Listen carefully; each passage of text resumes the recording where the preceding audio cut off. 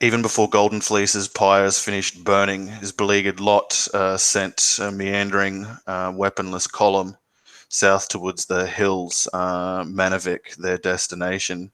They cut a forlorn swathe as they disappear into the woods after giving their lives by Yngvar, who now is like sorely wounded from his victorious duel against the aforementioned Jarl.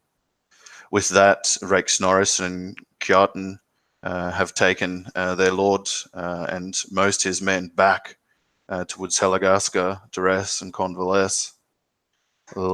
Ygritte and yourself and Thrymnir have headed off further east, intending to swing around south and survey the rest of the realm as Kjartan had begun some days before. But you realize before those men with you, Black Ragnvald, Smiling Toval, and Mute Stein, you realize before them what Ygritte's true intent as she cuts southeast after the first hour of travel and then cutting back over south following this beleaguered train. Night has fallen and those men with you have set to sharpening their weapons and darkening themselves with mud and soot from the fire this morning. And they look between each other, obviously each man thinking in silence of how we'll spill his split from it in the days to come to what should be these easy pickings. The Asblodr who leads this disparate mob has chosen wise for his men to make camp backed on one side by a stream that curves into like a rocky shore on another kind of quartered facet of where they've made their camp. The fires have been set into dug pits. You can see the glow of them, men set close about it. You would not have been able to spot this from a distance were you not tracking these men over the last day and night. So Black Ragnvald will turn to you and Thrymnir and nod as a Smiling Toval has just moved back in amidst all of you and regaled what you'd seen earlier this afternoon upon your scouting of them. 30 or so, mailed each of them. Some have taken up limbs of trees and rocks to arm themselves, but they should be an easy enough lot. Black Ragnvald will smile at that and look to you and Thrymnir, as you can hear Ygritte from behind approaching your mob from out of the woods.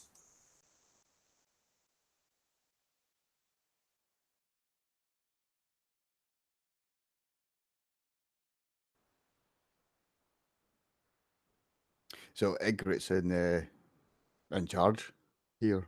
So Anne from there will give the nod back and turn to look. I assume the message has been passed on to her as well.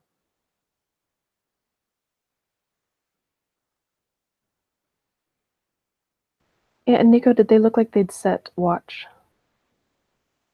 Yeah, they have two at each approach of their camp that seem to switch with others intermittently. They have throughout the day, and you'd assume they'll continue to do so through the night.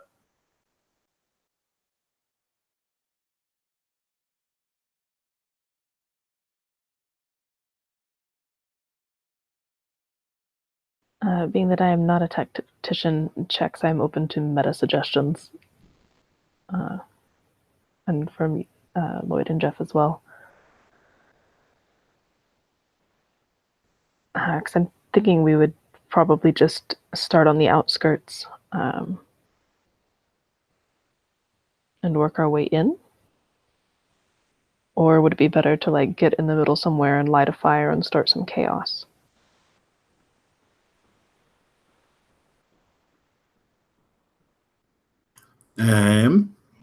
Meta-wise, I would think that you want to try and take out sentries, since you'd be good at that. And once that's taken care of and you've killed a couple people on the outside, you want to start causing trouble. I'm not really sure how you're going to kill this many men, but even if you kill a few of them and wound some, that's good.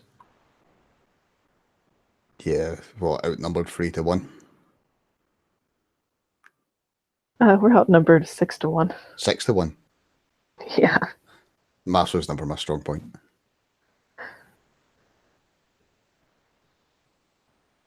Black Ragnvald will speak and say that he thinks the sentries should be taken down, and Smiling Torval smiles, and then we move in and kill them while they sleep.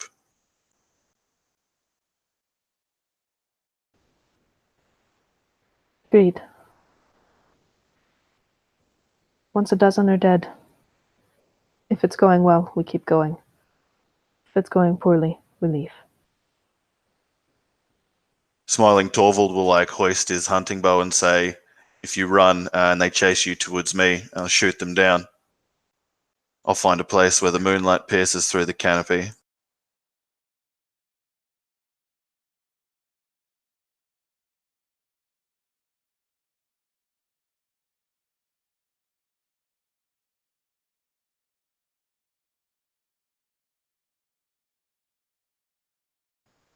Yeah.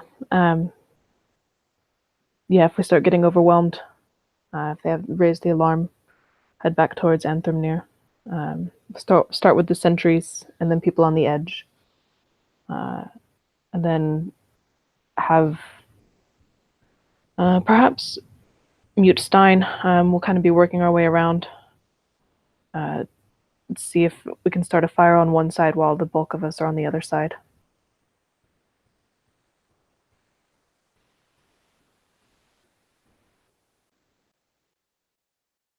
Yeah, they suggest you, perhaps as quietest, to be the one to take out the sentries before everyone pushes in. Maybe like a bird call. Yeah. I will attempt to take out the sentries then. We'll see if the dice gods are with me. So Toval will take up his bow nearby a tree, watching the camp.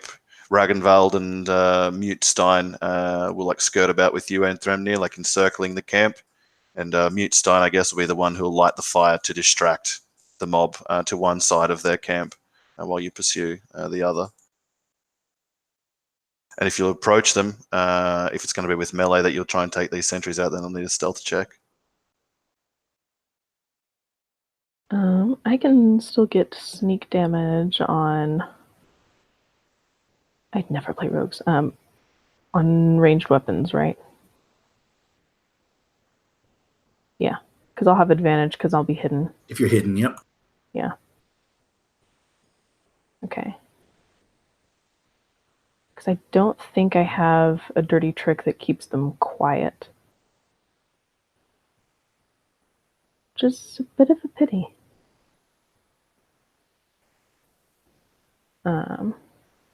Oh, no, I've got that crazy Garrett thing. Garrot. Yeah, I'll go up melee with that thing. That's like okay. +1. Oh, yeah, that we got in the Fisher's Cave. Yeah. So I'll need a stealth check, please. Like you're hidden from afar, but up close you'll need to roll a stealth check. Yeah.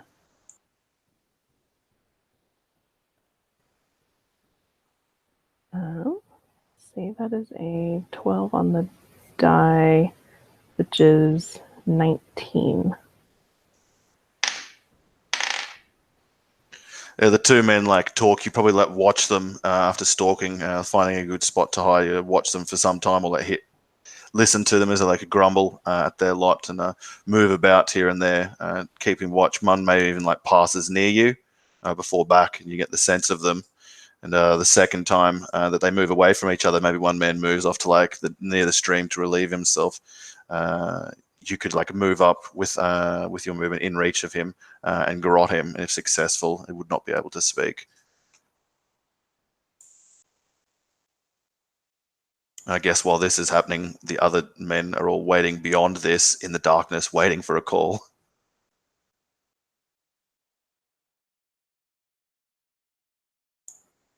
So what was your to hit? So my to hit for him, do I get advantage on this? Because I'm...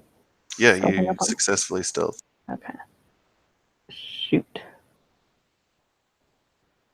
Well, I avoided a crit fail. But that is an 11. Hey, so you creep up behind him and bring the grot over his head, but as you go to like pull it tight, some instinct drives his hands up, and he like turns, like writhing about, like like giving like a shocked gasp in fright. Like men who wander away from fire or camp are like inherently terrified of the scare of Gungan and other darker things that can dwell while the moon is up. And he's just like shocked in fright as you fail, and it'll be a roll initiative. Ooh, I hope I go first.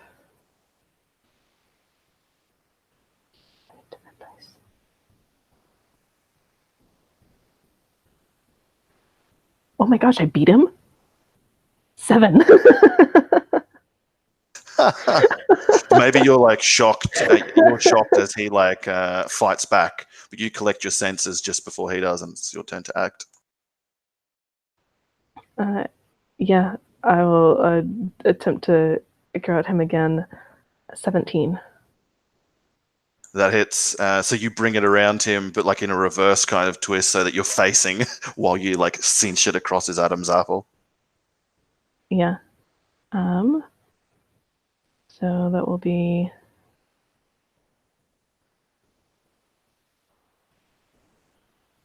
7 damage. And he's silenced and he's grappled. So he'll go to like cry out in alarm, but like just choke as the wire begins to like cut in through his flesh. Possessing no weapon, in lieu of fumbling like to try and like punch at you, he'll try and remove the garrote, slicing his fingers probably as he does so. So does he roll an escape check or opposed against you with the garrote? It just says he's grappled, so I think he could probably do athletics or acrobatics. This guy will use his strength, even though it's not much better. He gets a 7, but you have to roll your athletics. Yeah, 16 on the die. And so he struggles, like maybe like gets a finger in trying to pull it out, but you just cinch it all the tighter, and he's still silenced for now. It is your turn. Do I make another attack with this? I'm not sure how this works. If I have it around his neck and he's grappled, or is it? Isn't there a thing where, as an action or a bonus action, you can just inflict the damage without rolling? Oh yeah, I'm sorry, I misread that. As an action, I can just inflict the damage. Okay, you're right. So you could use your bonus action and movement to be dragging him while you do this. Yeah, I'm like pulling him a little farther away. That's another 7 damage. Eventually, he like stops protesting and goes limp. And when you like finally uncinch the garrote, there's no like, it's just simply gone. Yeah, the sharpened shells and mica on this garrote are covered in blood. Ygritte will flick it a little, and the blood will spatter quietly across the floor.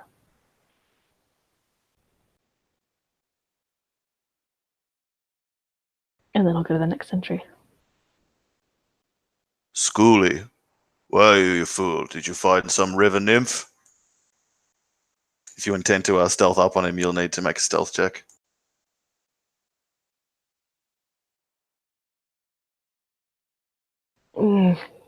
No. Definitely not. So he hears maybe like the rustle of leaves or like the creak of pebbles under your foot. Your approach to the darkness, doesn't see you, but hears the noise. And I don't know if he'd turn like too worried and would say, yeah, as I just mentioned, like he'd be calling out to Schoolie, like where he's got to, and then give a as he like turns at the approach. By glib light here, I'm going to do a perception check just to see if he recognizes from like your form from beyond in the glib light that you are not Schoolie. He gives like an and like just turns it back, like bringing his cloak up around his neck with like a shink over his mail. And he's like, "How was it?"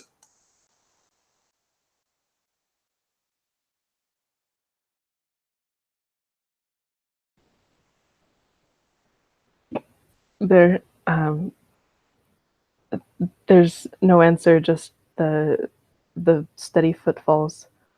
And he turns and sees your face cast by the moonlight and gives a You'll both need to roll initiative from the failed stealth.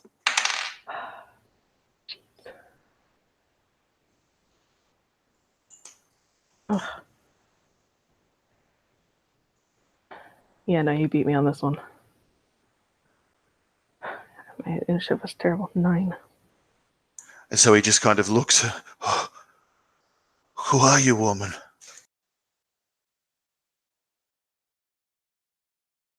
And he like recoils back a moment, like clutching at the amulet around his throat.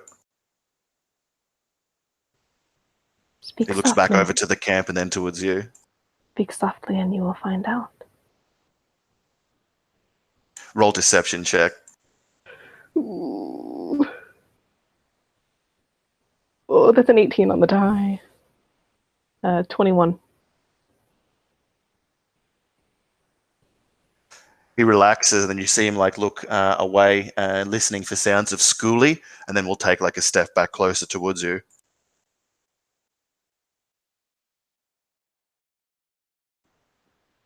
Yeah, I'll move gently towards him.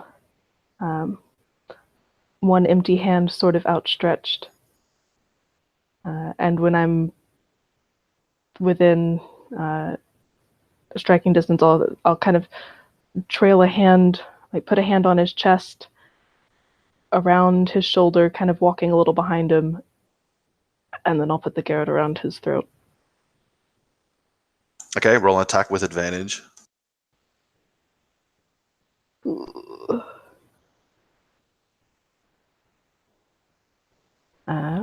19. Non-natural Yeah, that'll 20, do sorry. it. What's the brutal damage? Because that's with sneak too, right? Because it's a light weapon. Ah, that's right. This one will be... Ooh. That is 14. Oh, this time, like with like a better attack, and with his surprise, he's like sucking in the gasp of air as you do it, like you choke it in him, and then like pull the thing tight. He like stumbles forward, and you can ride him down to the rocks, and with much more efficiency this time, jerk his head about, cutting in deep and severing the vital parts there that he drowns in his own blood, wire, and Ran's shells. And you can lynch it and saw it out of his throat with a wet on the stones beneath. And still in a hunched position, turning your head to listen up. Cannot hear any like cries of alarm from beyond in the camp proper.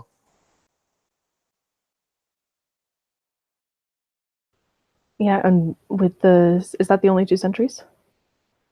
There's 2 sentries on the other side of the camp Okay. from the approach, where you've got Mute Stein to light that fire to distract them once the chaos begins. Yeah, those 2 we'll deal with later. But I'll let out a kind of low owl call to let them know that this side is clear. They can come in for the sleeping men. Nice. That will give your companions their stealth check at advantage. And I'll roll for Black Ragnvald, Smelling Torval, and Mute Stein.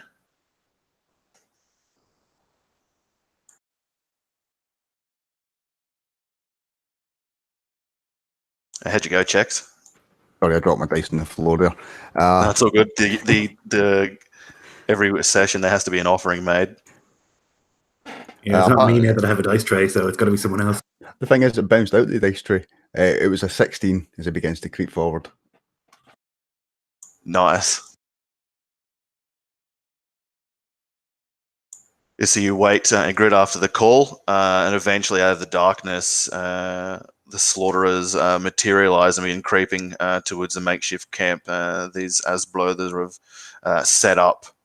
The first like half a dozen men have already been slaughtered in their like snoring state, before the sentries on the other side hear Black Ragnvald straggling with a particularly obstinate Asblodr who's woken up and like failed to kill swiftly enough. And they'll like rush towards the center of the camp, calling out, and men begin to like roll from their cloaks or spring up from tents, shouting out to each other. And a fire can be seen off to the other side from where you guys have approached, and several men, duped by it, turn their attention to that place, expecting further attack from there. and all hell breaks loose, and I'll need your initiative.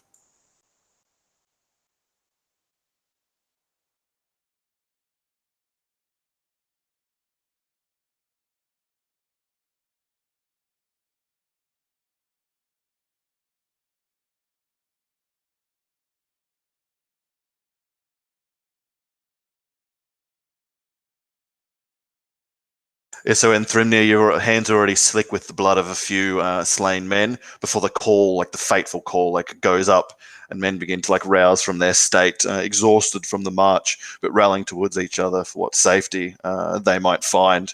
And where you have like bloody weapons about you, these men are armed with whatever they can scavenge on their trail from nature's offerings. You see like 20 to 30 men in the darkness and moonlight rushing about in alarm. I'm going to treat the Asblod survivors as a mob, and every hit will be a kill of one of their number. Till you can like drive their force or slaughter them all. But you're the first to act after the initial like surprise has gone off successfully, but now those survivors still uncut are roused.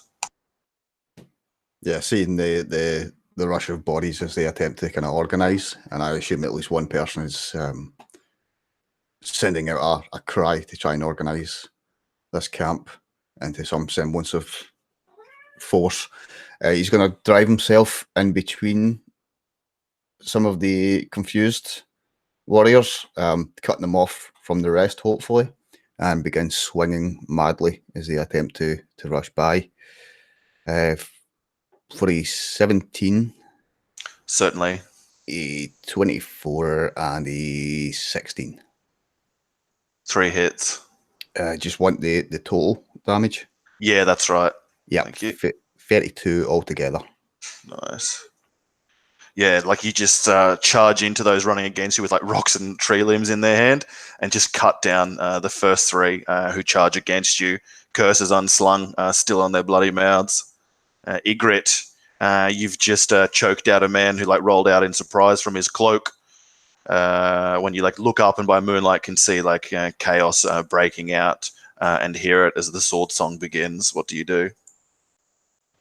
Ygritte will deftly tuck the bloody shelled Garrett into a belt, let it hang there, and she'll remove 2 axes, which have been blackened with soot, and will that'll be, I think, a bonus action to switch, if I'm not mistaken.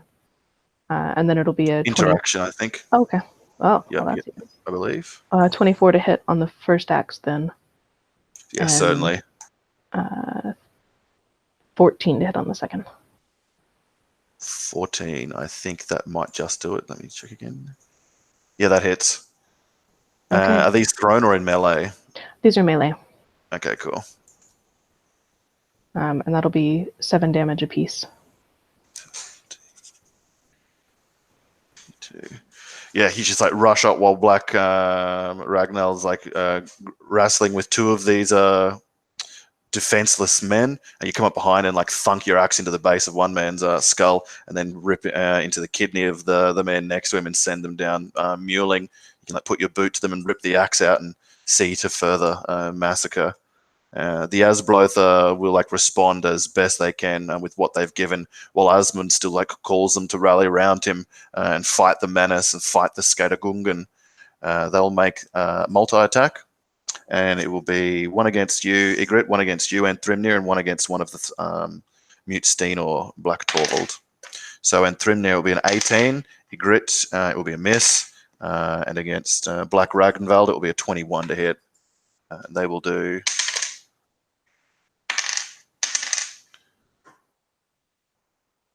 8 bludgeoning to you and Thrymnir.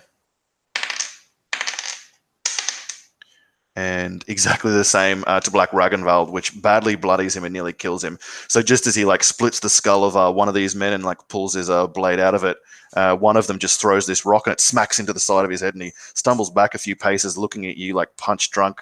A moment, Ygritte, and you can see like black in like the moonlight as blood begins to spill from like a crack torn up into his forehead as his pretty badly wounded by one of the mob, who's like fast being cut down, and now you can hear the of smiling Torval's arrows as they fire in. Most not finding their mark, but those that do send the men they find down to the ground screaming, adding to the clamour. After the Asblodr have taken their turn, and Thrymnir, you're the next to act.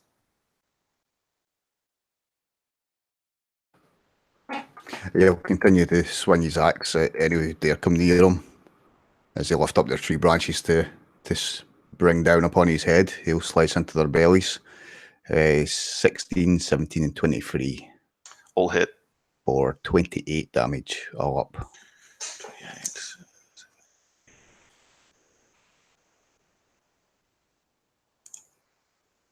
Yeah, cutting down like another 3 men, like looking up for a moment and like wincing to like wipe the blood out of your eyes. You can see several in front of you falling down, like clutching at arrows in their belly as like the mob looks around discretely.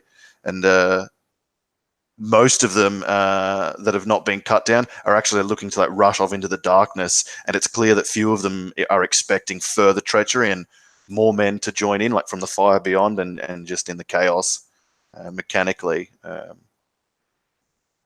This surprise has been near overwhelming, but still several of them will like rally around this Asmund and like fight, even while others lose their manhood and flee. Ygritte, you're the next to act. Ygritte will aim for one of these men with a blonde braided beard. She'll strike at him with a 22 to hit. And then her left hand comes out at a man next to him, but a big stick blocks it. And the 22 will hit for 8 damage. I'm sorry, 6 damage. Okay, 6. So I'm going to make the mob make a morale check. Which is a fail. So they gain the frightened condition, though they are not all like fully vanquished. And but for that man who'd blocked your second strike under Asmund, they still fight on. So we'll call them to do and attack again. Mutestein, Ygritte, and Thrymnir in that order.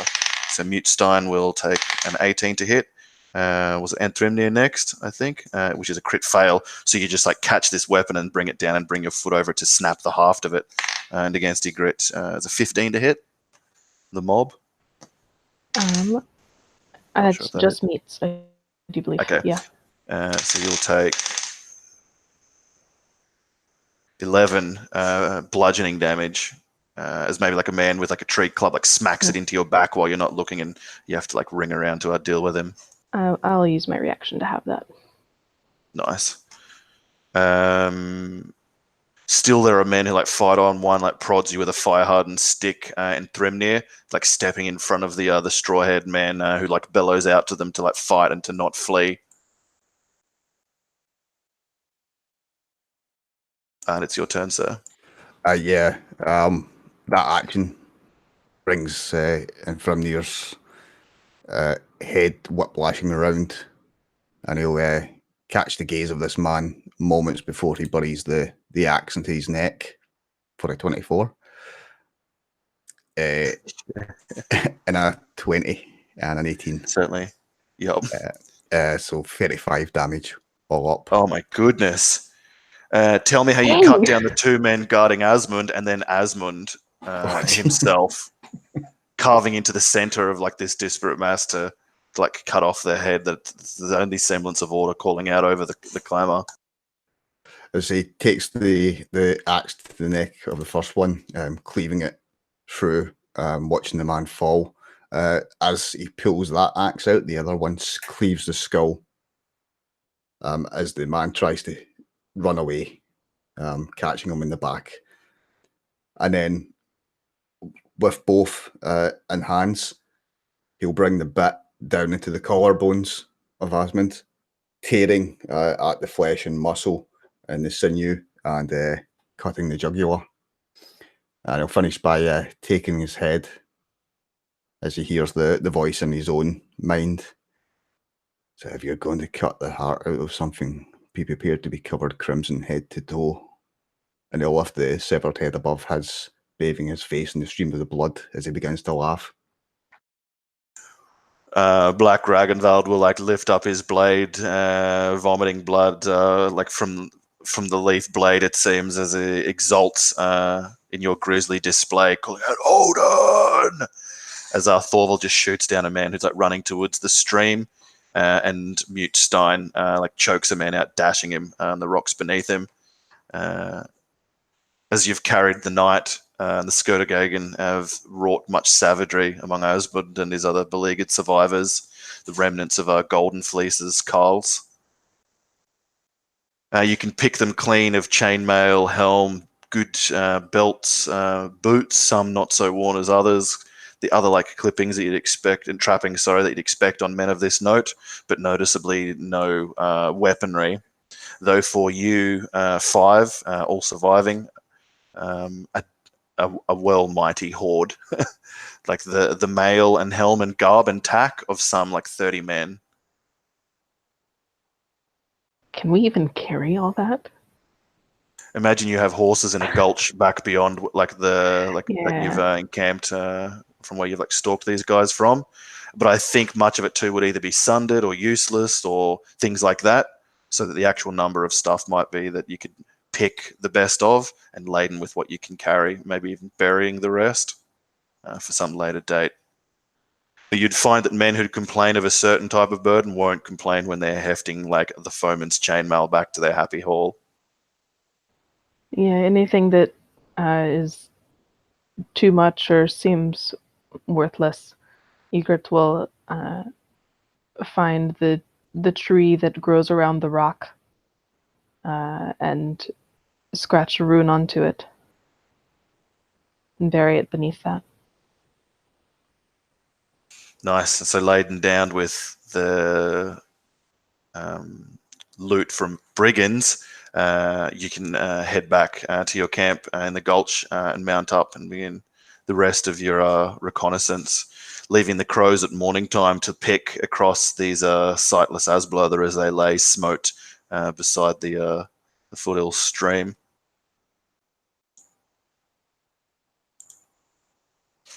Meanwhile, back in Helagasker, you've seen as best you can rake to Yngvar's injuries. Though grievous, none of them are life-threatening by Loki, like an infection by Loki. Though he does needs must like heal and rest and receive without complaint the unguents and such that and salves that you must apply and administer as you come to him to like your morning and evening rounds. Your other duties have taken up much of your time as well. Being consulted over the runes by folk who have the bravery or need to ask, and generally by those like Huskarls and respected folk here in Yngvar's domain to act as law speaker. And it is in this Woden's Tag that you await, sitting in the Thane's old chair, while several freemen and women of standing like come forth with grievances that they expected Yngvar to heal, but in lieu of him during his convalescence, now look to you, the wise and Sjohestur, wise of runes, to administer justice and to speak the law for them. And you can see Kjartan and Knut the Wager and several others who have been acting here as herdmen and guards who like stand flanking you ceremonially in the most part. There's certainly been no like outward resistance since Yngvar's been here, but it seems that if he's away, there has been a killing, and as some would have it believe, a cold-blooded murder. And some of the Huskarls will like roughly like step forward with a woman approaching her middle years. She looks beleaguered and ill-treated, and she has like a snarling savagery to her, to the mailed men about her. And one of the crew of the Sjohestur will say, "Law Speaker, this is Vigdis. She who was taken thrall by Armkel, called the Spitter, and she, in her like piteous ways, has killed him in his own hall, in his sleep. I approach you with this matter that you may sanctify that we have this woman persecuted further or enthralled to another, that she may carry out her life to pay for a weregild for a grievous murder. And hearing this, other mailed men from back in the hall yell out, "What? No, you should kill her! Rip off all of her flesh and hang her publicly so that all may see it, and it'll perturb other thralls from such action." And then men like break out in like disagreement with each other's levels of severity or for the brutality that should be like given to like a figure such as this. And she, with contempt, kind of looks like seething between them before her eyes eventually like fall on you after one of these crewmen have made the plea before the law speaker of Helagasker on behalf of Arnkel the Spitter, who now is like cold and being made ready for burial. And all look to you for law. Yeah, Rake's eyes will narrow and scan across the room at the outrage that's been shown and the grave accusations that have been laid against this woman. He would just look to her, dead in the eyes, unblinking, and just ask, "You deny any of these claims that you have done such a thing?" No, I killed the thieving, murderous, raping bastard with my own hands, and I slit his throat and was glad of the hot blood that washed me.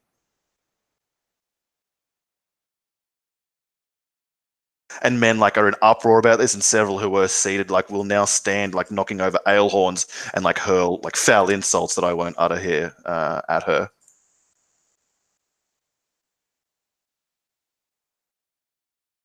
But I say this, Lord Speaker, that after I'd killed this man, I was no other man's chattel, and so a free woman by any law. So if I am to be punished as a murderer, let it be as a murderous free woman, and I'll face any headsman who comes with his axe with the same malice and the same nice, if your bright men here will deign to give it back to me. And other men are just like, that's ridiculous. Like an Asblodr woman, and like they're guffawing those who aren't openly cursing her before Knut the Wagerer will like give them a baleful glare, which will set them to like a simmering silence after a moment.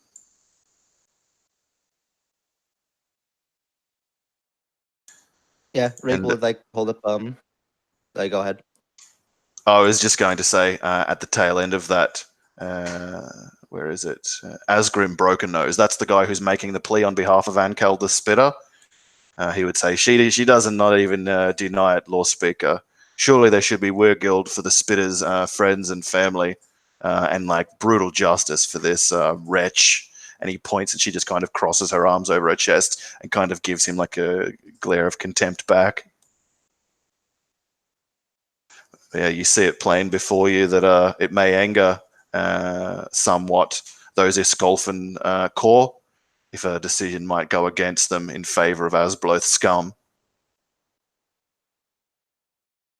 And a few who have been able in this hall, who are of the Asblod, who have only knelt to Blackhand after his victory at Helagasker, watch on eagerly to see what fate awaits Vigdis, who's confessed before the law speaker to murder most foul.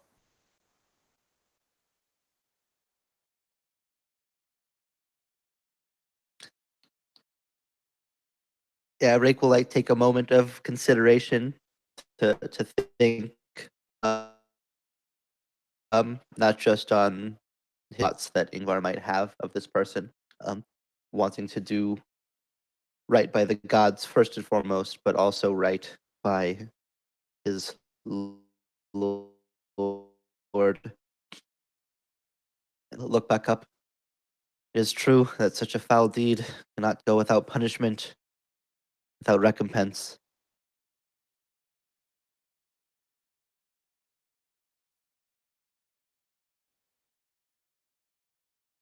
There must be punishment, and there must be payment. That much is clear.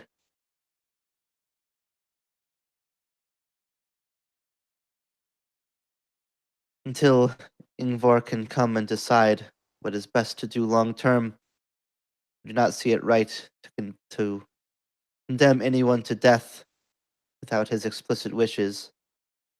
Though in his place now, I'll say this.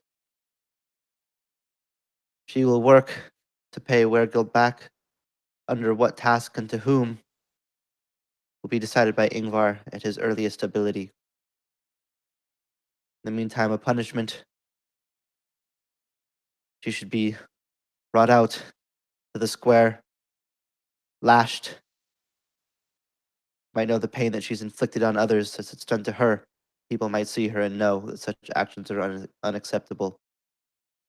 Further punishment may be inflicted upon the will of the Lord, upon his ability to return.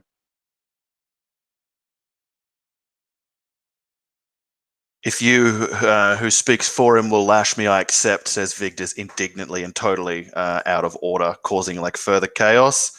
And Arnkel, who just looks stung by your verdict, will like proclaim louder than he needs so that more than you could hear, that he will like make some hacksilver of his own and send it on to the Spitter's grieving mother and other folk who might need it as a gesture of goodwill and in a way to like show his ire at the decision, though none refute it.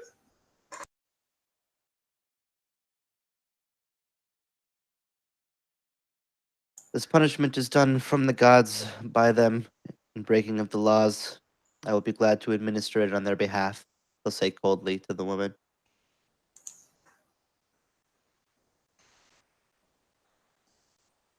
Yeah, she tries to look unshaken, though fails.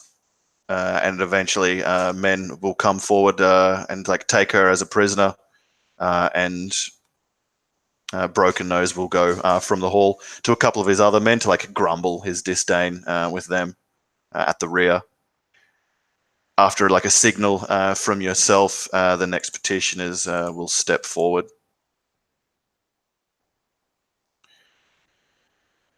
Here, Lord, says Big Tor, who has a deep voice, though a small frame.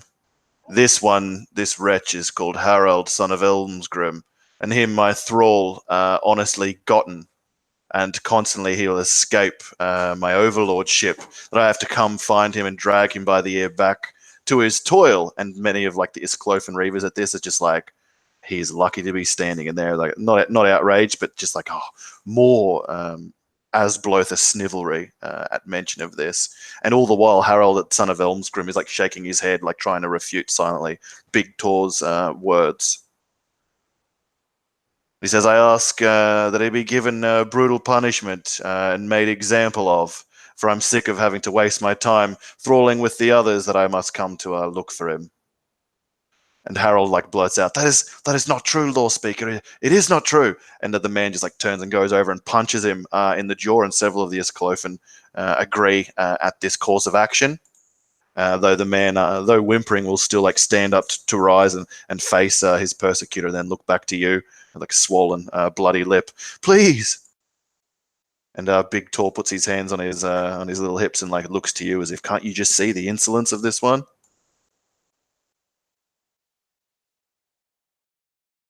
Yeah, Rake will raise a hand, to try to keep the roar of the crowd down. And he'll look down at this thrall, whimpering in pain and denial. This man says you do not do the work that you've been given, that you escape. You find relief in yourself and cowardice against your toil. Is this true? No, Law Speaker, 'tis not. He's no man with right to set me to any toil. I am a free man, Leal of Yngvar, and like a few like brutal tattooed scarred Isklofinn like pat their bellies and like roar like bears in laughter at like the mewling speech of this one. It is true, Law Speaker. I do my ancestors no favor to admit that at the Battle of Helagasker I fled and hid for my life, and so was spared some that others have been made to endure, but I was not made thrall, I swear it to be true, Law Speaker. It was afterwards, after I'd bent the knee to Yngvar when he addressed us all and proclaimed himself our Then. It was then that I was taken by this one and made to be his thrall, but I'm a freeman. I'm a freeman of Helagasker, and the Isklofinn like conquerors here are just like, like at this cockerel of a man. Rake will kind of like stand up from the chair. Is there anybody here of status that can bear witness to this man's claim that he sits as a free man and has been thralled to no one? And he'll look to see if any warriors or people that he knows and trusts will stand to vouch for this man. Yeah, men look between each other, and there's like no like emissions forthcoming. Though a few of Big Tor's men whom he might think are companions, when he looks to them, they will just look to you and shake their head reverentially, and so he looks a bit steamed. But certainly, no one says that they would refute this thrall story. Though it's obvious by the reaction of like some of the most brutal of the sea wolves that they don't care much for the wretch or his freedom, or even really like justice in this sense for the thrall, and like mock and point at him.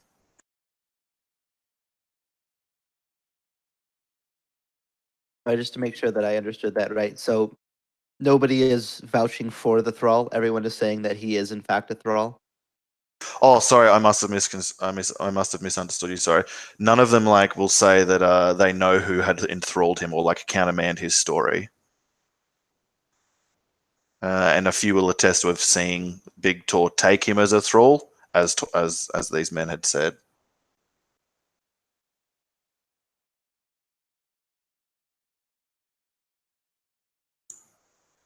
And were there any? I'm trying to remember, and Rake certainly would remember that when we took the city, was there any like thrall taking that was specifically done? I thought we specifically like did not want to do too much to that. I'm just trying to remember what actually happened.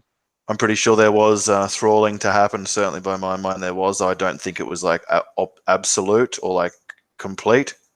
I think there was various degrees, which like we explored some of last session. So I think there is and is not thralls. Like there are Asblodr Helagaskers who are thralls, and there are those same people who are free people, depending on situation or like circumstance. It seems to your mind that like both men are telling the truth. Like Big Tor even does not refute what this man Harald Eldgrimson says. He's like, "Yep, that's the day that I enthralled him. Yep."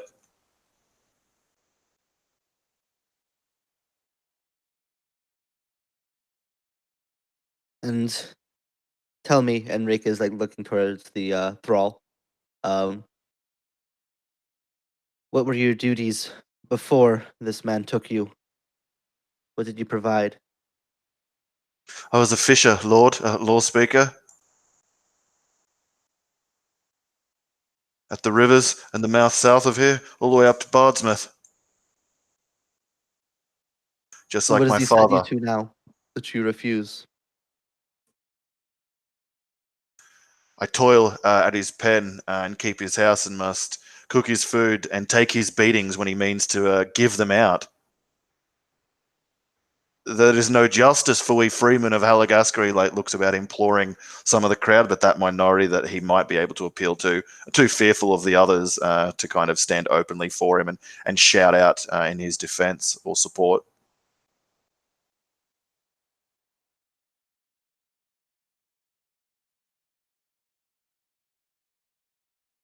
The way that I see it now, neither story can be verified or denied.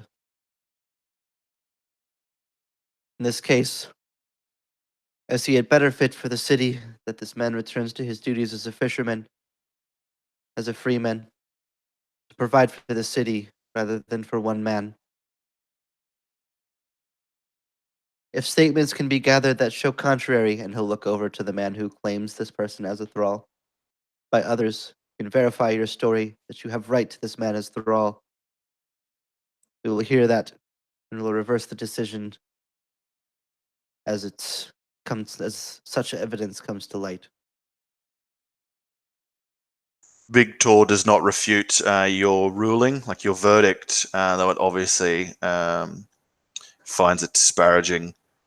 He'll just nod to you in understanding of what you've said, as is appropriate, though it's like with less cordial than you'd expect. And he turns across and curses Harold and says, "May you catch only Rand's ire in your nets, thrall." And then he like turns and storms from the long hall.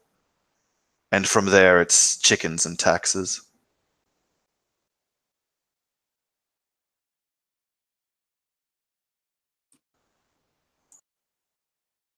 Yeah, Rake will sigh to himself after the majority of the proceedings are done. As studied as he is in the runes, um, he's not used to it being such a public display. It's very much like a personal thing that he works. So having to like sit in front of all these people and like declare decisions is not his normal status. So he'll be glad to see the more serious of the flames die down.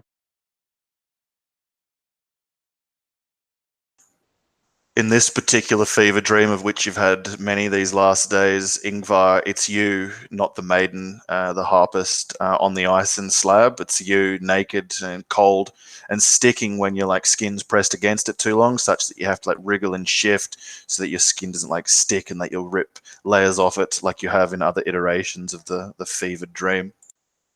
You can see the water swirling as like the shaggy, like hulking snow bears triangulate and spiral closer to you in their like swim that looks like play, but is like made lethal and terrifying just by like their size and gracefulness, despite it in like the frosty water that you float on.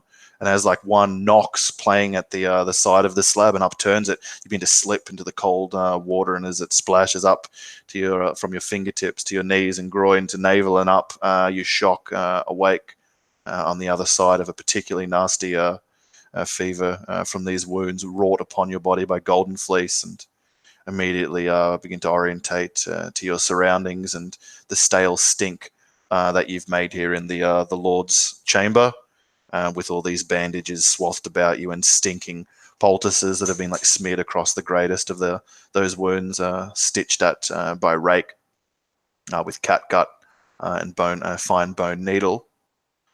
You groggily like look about from side to side and realize you are not alone. And there's a woman standing nearby to like the night chamber next to your sleeping pallet, and there's a candle extinguished on top of like a, I guess, cabinet or table nearby that has like some cups, bowls of old food and such. And a knife that had been used to carve up some apple or the like to feed to you in your state. And it takes a while to realize why the girl looks so terrified of what is a man in like quite a grievous and feeble or vulnerable state. But it's guilt, like you hone into it quick, as you've learned to do over your life. When you follow her eyes that dart between you and the table, you see the knife that she's been eyeing, perhaps the point of what she's been contemplating as she stands here silently in your midst for who knows how long, while you gibbered and called for aid or railed against the snow bear's swim. And her breathing is like rapid and her eyes are wide as her eyes dart once more from the knife and then to you. And she like freezes with indecision, equal parts indecision and fear. It would be easy now. It would be the only time that it would be easy.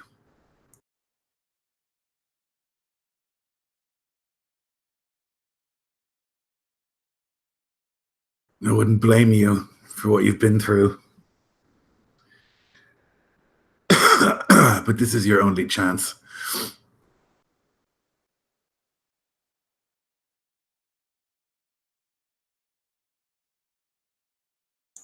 I, Lord, wasn't. I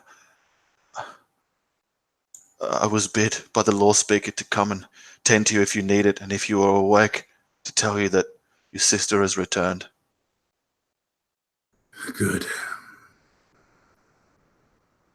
And she looks uncomfortable and nervous, like your words struck true. Like she doesn't act like indignant or decrying of what you're alluding to.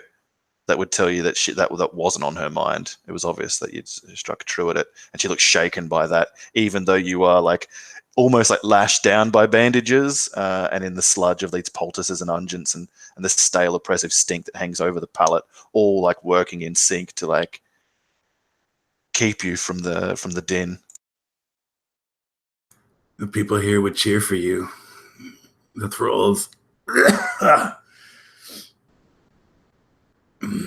They would make you happy. They would cheer for you in the streets if you did it. But I think even now that you are weak, you're a thrall in mind. And you won't raise a blade to me, even now when I cannot move. So do it or take those thoughts from your brain.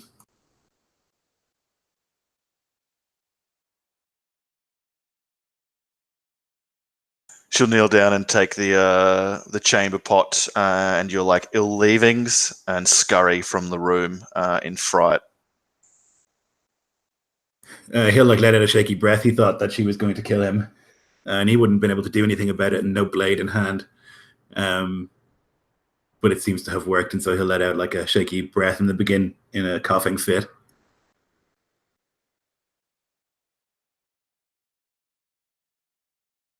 You like feel the pain in his arm, the arm that was like stabbed in the bicep, and like as he tries to move, he feels just like burning, and all around he has these like cuts all over his arms and like several in his torso, like deep stab wounds, and like every breath is painful, and he's just like wishing that he could go back asleep, but terrified of going back asleep because he keeps having this dream with the bears.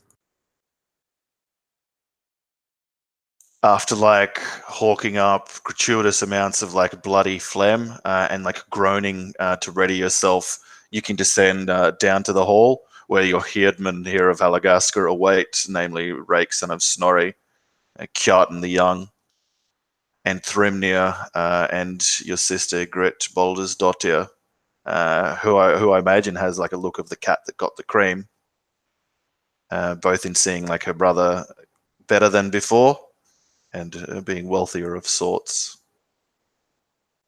Other than that, there's just thralls that come and go, like bringing food and drink to you, heaping it towards Thrymnir and Ygritte, who have just, obviously only recently arrived back in the past hours to Helagasker from the wild. He like tries to look strong, though he's like still covered in bandages. I imagine he looks like a mummy as he like makes his way down. He's got like probably got a fur over his shoulder, and will like, with pretty significant effort, though he pretends like it's not a lot of effort, like sit in one of the chairs and like reach forward with a shaky hand to like pick up some bread and attempt to chew. You have been out, away. It's good that you are back.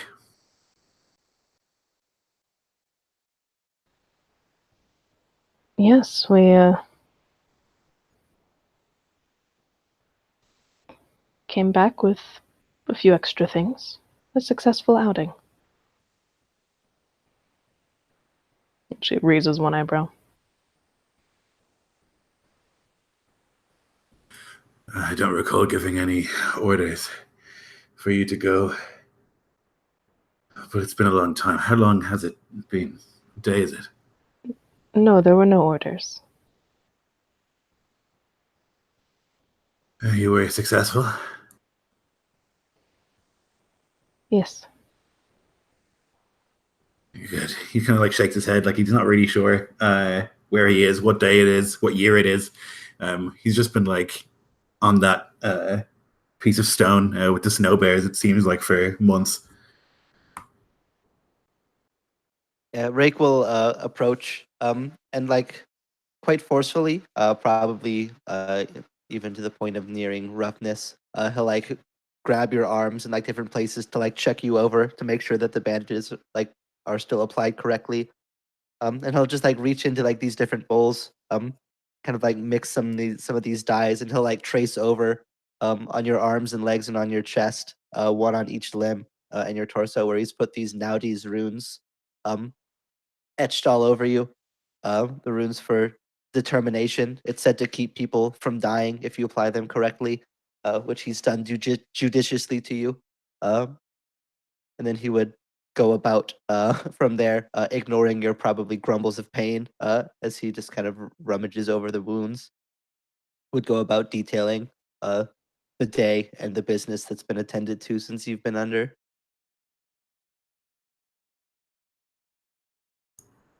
Yeah, like Yngvar is pretty sure that he would be dead if it wasn't for Rake's powers and knowledge, and that like is not like he doesn't pretend not to notice that. But even so, he's like, oh fuck, God, what? And like more than once would like probably like lash out, sort of not like just with like sort of accidental or like reactive slap when you like poke into one of the wounds with like a rune stick or something like that. But he like bears it as best he can.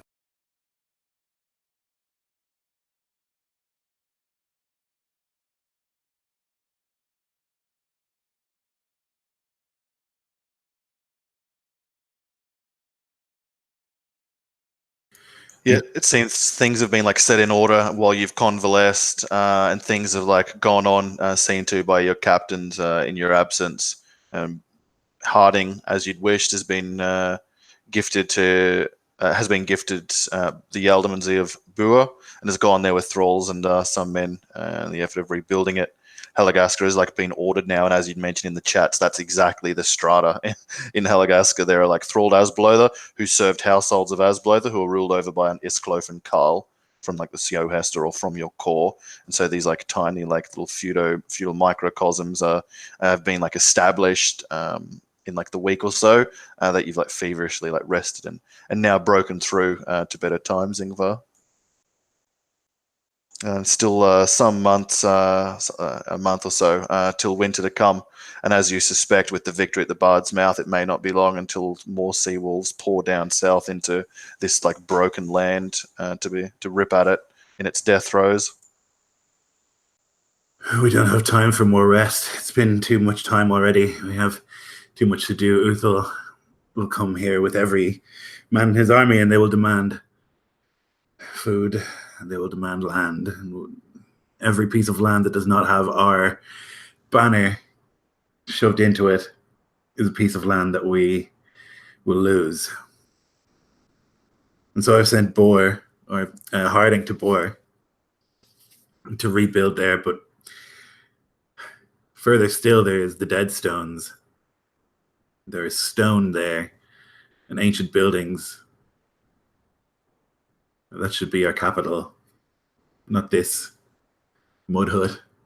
And he'll like look around at like the pretty nice long hall here, and it's certainly much nicer than anything he's like used to at home. But he dreams big.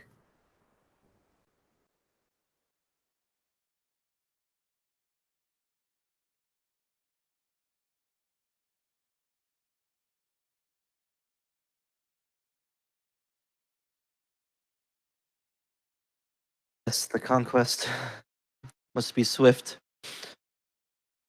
It's true. If everything we don't solidify now becomes up for grabs, and as great as our victories so far have been, it will pale in comparison to the hordes that will come.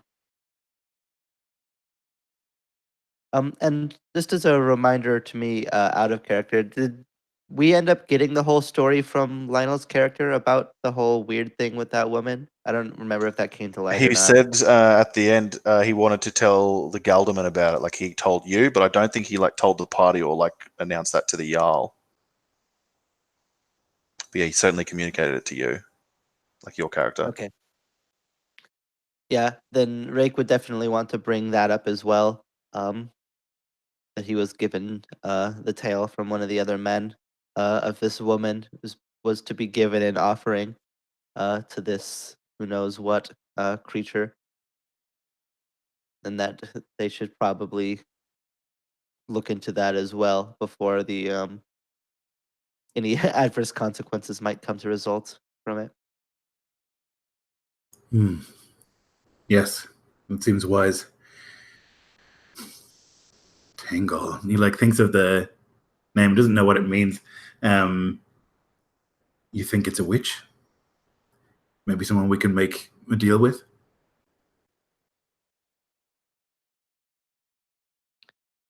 There are many such witches that would take the lives of others, especially the young, to give themselves the youth that they lose, that time takes from us all.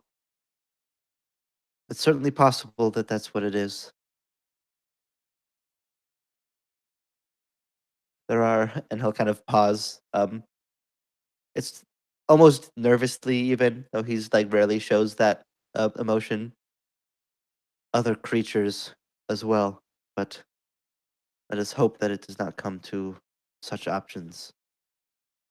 Yngvar like tries to reach up to the Thor amulet, but like his bicep is in agony, and he like bursts one of the catgut stitches as he like tries to do it, and then like punches the table. Fuck.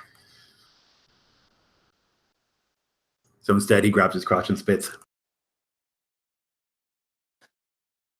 Yeah, Rake will frown and like wordlessly like go back to tending the now open bleeding wound again. Just like shaking his head slightly, at the lack of restraint that the Jarl would show towards his recovery. But would go about to see that it's restitched and cleaned, so that way it doesn't become infected from this opening. You have your work cut out there, Rune Man. He has always been a difficult patient.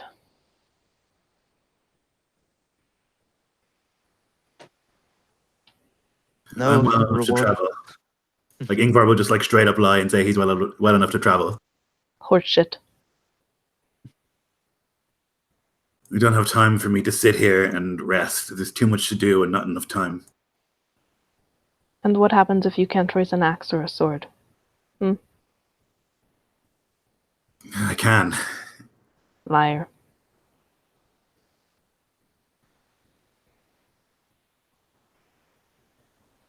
He like gives a look and then like shakes his head. I'm not the Jarl that sits here in the hall while the work is done.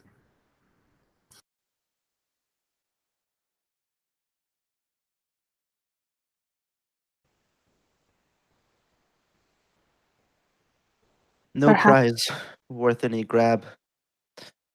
Has tasks easy to set to.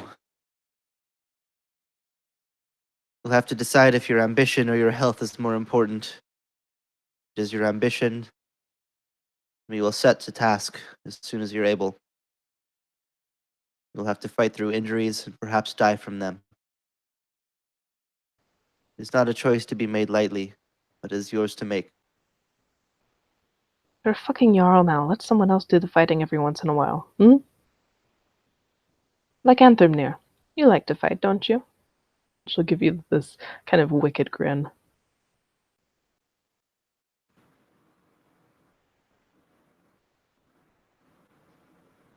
Yeah, and from here gives the standard shrug of the shoulders.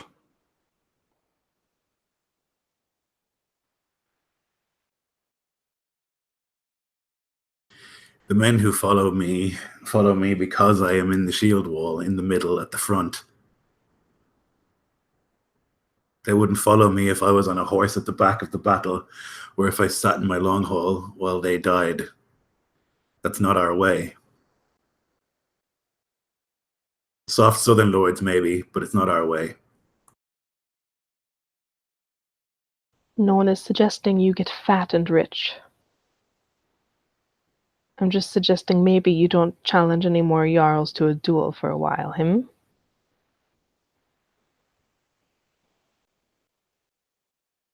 Maybe for a while.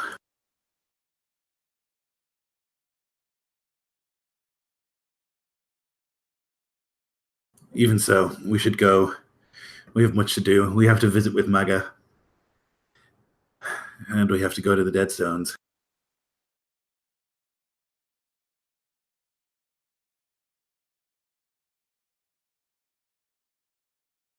Will you go to Uthil? I imagine he will come to me, whether I like it or not. We should make preparations. He will come with a great many men, and we will have to feed them and keep them well in mead.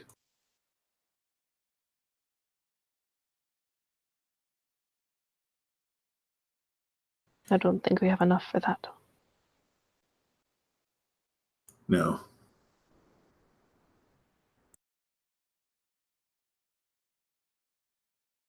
Is it reasonable to assume, Nico, that Uthil will come here, as opposed to us going to him and telling him that we killed Goldenfleece? Like, this is the way into the Bard's Mouth from where he was, right? Yeah, if you head up over the Bardskoga, north of you, those woods, on the other side of that is the river, which lets out to the sea at Bard's Mouth. Further inland from that is the Drover's Wash, where that battle was, which is where he'd come down, so he could like just cut lazily south through there, which would lead him to your coast, like to your hold, and into this coastland. If he came down like the coastal way. Yeah, I might send a messenger then north to basically say, like he's invited and more than welcome, and that these are the lands of Yngvar Blackhand. So they don't like arrive here and see Asblod working in fields and just like start attacking. We don't want that. Oh, nice. Yeah, good thinking. Yeah, so you can have like one of the men detailed to go off and do that, take one of the horses and carry off a message to the cold round to let him know.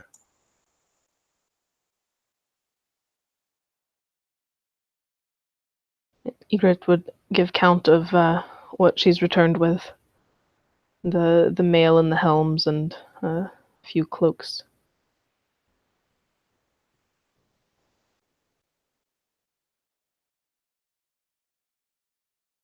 Yngvar will like take stock of that and the numbers and stuff like that, and like try and think like who doesn't have good equipment, and then like piece it out basically between those who've like earned it best. And Black Ragnvald didn't die. Nope, he took a bad like split to the head, but it didn't quite kill him. He fought well. None so well as Anthormnir.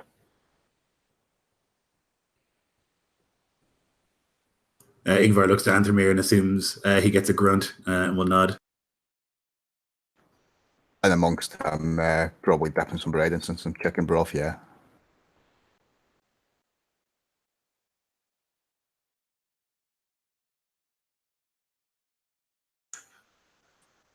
Yeah, Rake will make sure that in the meantime, before we head too far out, that he'll like inform you of all the judgments that he made, just so you can be aware of what's going on with the people around and how that might affect their judgments of us and him. Not necessarily looking for approval or dismissal of it, but just to like matter of factly state like this is what happened and this is what's been decreed in your absence.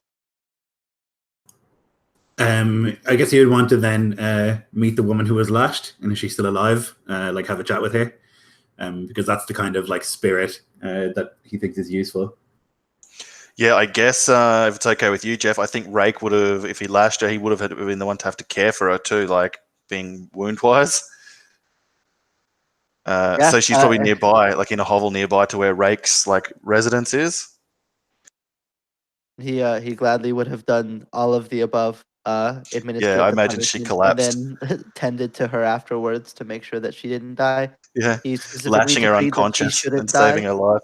Yeah. Yeah, nice. Yeah. He Yeah, well then you know specifically exactly where made she the is. judgment that she shouldn't die, so he would heal her if she needed it. Yeah. Yeah, so you can And find her without well enough near Rake's residence, like convalescing, similar to state to what you were in, except chest down, giving her like severe wounds on her back from the lash. But yeah, like it's very similar situation to what you were in. I might wait then till we come back, because I think in this state, there's like very little that can happen, like conversation wise. I think she just will be like in and out of fever dreams and will be screaming like "fuck off," because that's how Yngvar felt for the last few days. Whenever someone came in to talk to him, he was like not capable of it. So if she's like badly wounded, he'll wait, but he will kind of give orders to keep her alive. Like don't treat her like superbly, but make sure that she doesn't die. If your intent is to sail on to those two places you mentioned, then it would take maybe a day or so to stock the boat, like to stock the Sjohestur before you traveled.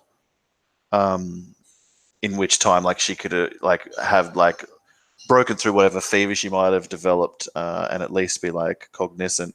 But if you intend to wait till she's fully healthy before engaging her, then yeah, you'd have to wait like some weeks. Okay, I'll do it now then. Yeah, so conscious but still in like a similarly beleaguered state to what I'd mentioned.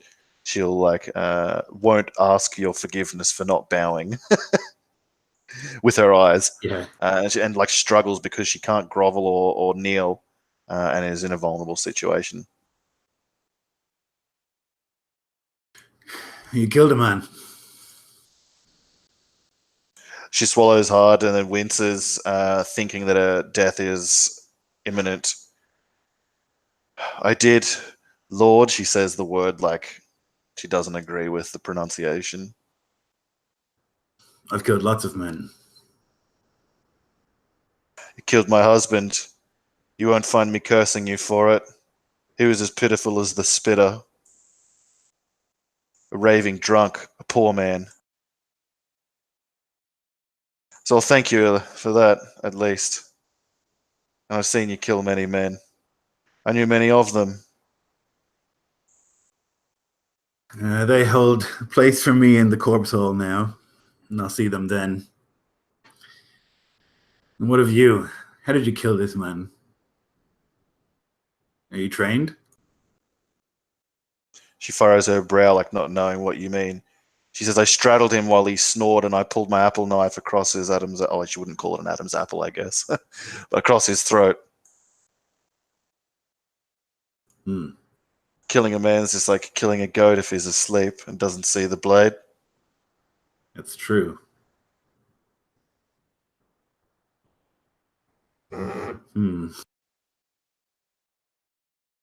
He's like thinking, and he like scratches at his beard.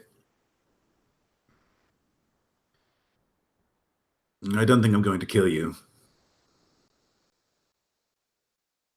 She looks like she's trying to conceal a deep dread growing within her, contemplating alternative fates to death.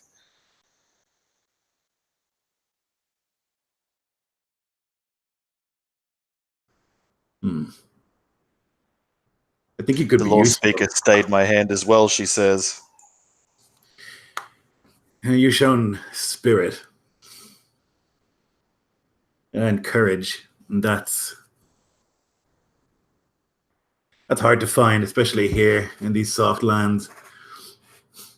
So when you're better, you can speak to my sister and she will train you.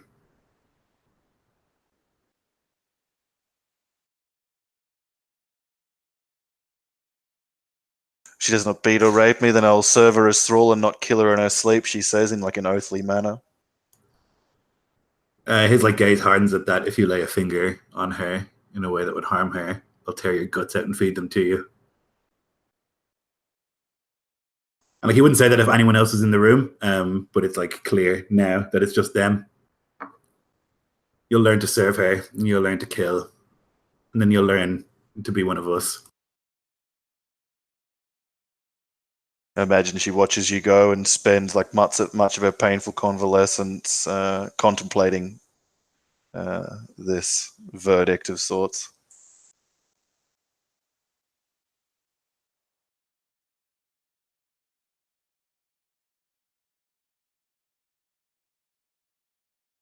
And so is the intent now to go to the Sjohestur and set sail? Or is there some other thing any of you would like to do here in Helagasker? I'm good to go. Just wanted to be. We're going to Skalaholt now, I think. Right, it was the plan to meet with Maga and her people, Okay. or are we going to Deadstones? I can't remember which one I said I would do first. So whichever one. Wherever you guys want to go. It's easy for either way. Yeah, so Yngvar has no other plans in town before we leave.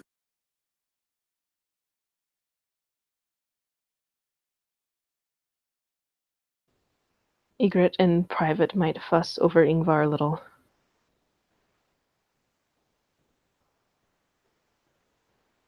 You really should rest more. I should. And he like scratches at one of the cuts at his neck. I should. And I can't. I don't want to.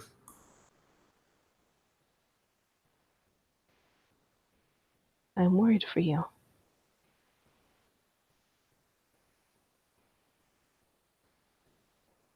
You have always been one to take action. But much depends on you now. I thought it would get easier the higher I went. It gets harder. There's more people relying on you. People needing things, asking for things, demanding things. It's a lot of work. They wouldn't tolerate me without you here. I wouldn't be here without you here. You know what they say, though.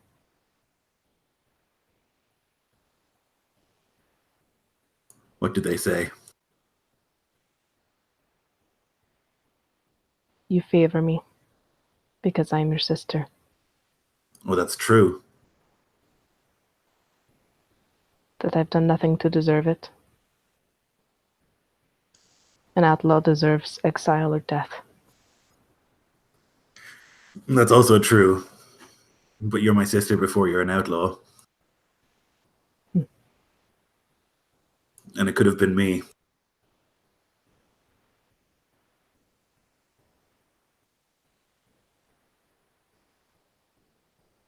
And so they can say whatever they want. And anyone who wants to say it to me can say it to me.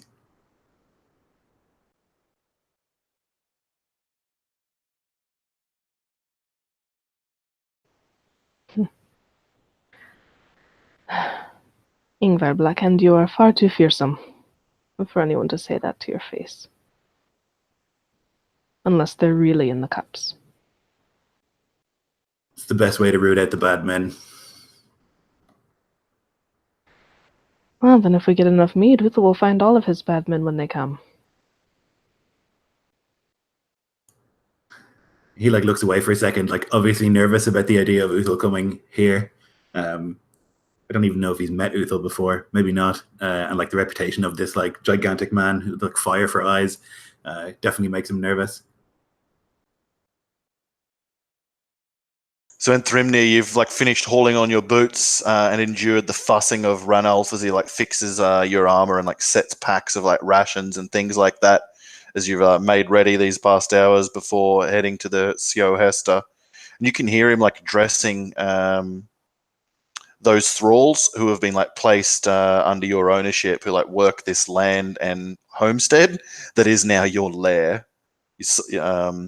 And Ranulf will say, now the master will be away, and he knows how everything is to be left, and he will expect no dissent when he returns. All things will be in order. And you can hear another one of the thralls say, Ranulf, what? He does not speak. I do not know how to please the master. And he's like, do as you would to please yourself. Think on that and continue in that manner. Trust in your instincts, and you will be fairly treated enough. Although fearsome, we've been gifted a kinder fate from the Norns than some of our neighbours, who have harsh reavers for their masters now. Be thankful at least for that, he'll say to the thrall, voicing her concerns, and then fuss over them a moment before coming back with the hide sack that he'd gone looking forward to give to you before you leave. And he'll give one of his pathetic bows again before you and say, my lord, if I might bid that if you've considered my what I'd asked, that I might sail with you on the Sjohestur to Skalaholt. As you well know, my brother and then sees your knowing look and goes silent again.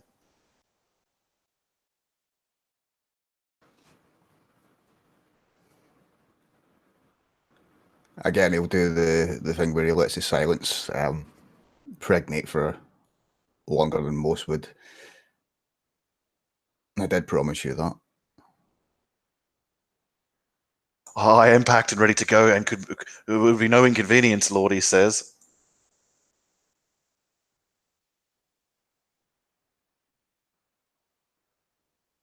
Are you sure? You do not. I'm certain that if Holger sees me again, he'll remember our fraternity, and he'll pay you for me. He'll pay you handsomely, Lord.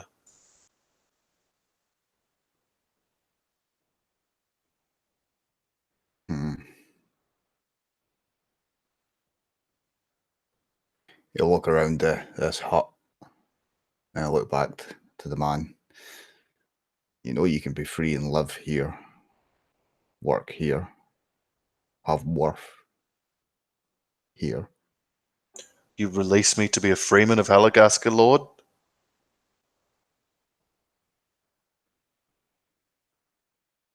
You've proven yourself. Oh, I would thank you for it, Lord, but confess I'd still want to go to see my brother. Perhaps your own lord might look more fondly upon him than Lord Sigthric Bragison did, whom cast him out for who he chose to wed.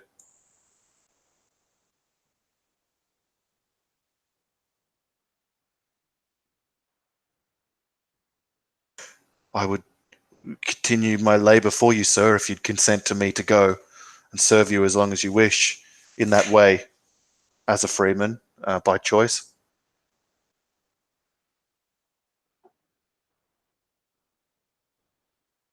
And like then he winces, realizing that, as he often does when there's brief glimmers of like affirmation of his like lines of inquiry or whatever with Entrimnir, that he like overbabbles too much and begins blurting out too many words which are wasted. And like he winces at the realization. I'll leave the choice to you, Bean Counter. I like you. That is rare.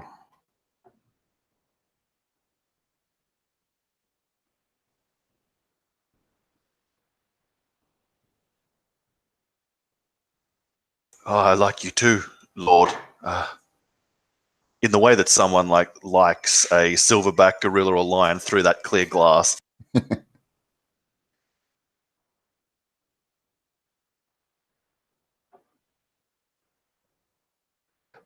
Who actually holds the land? Where is his brother? Oh, my brother Holger, he calls that vale his own, his unclaimed wild land that he's tamed, if he still lives. These last years I've been gone from Helagasker. In days of old it was ruled by the sons of Bragi, but now in wilderness I confess I'm not sure. I guess your own lord does, if he's subsumed those demesnes owned by Sigthric Bragison. Though, as Holger would have it, his vale is his own.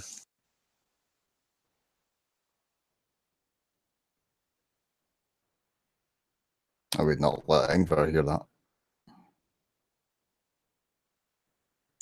He looks terrified for a moment and thinks maybe he doesn't want to go, and then is like going down a weird train of thought, and it plays out across his face.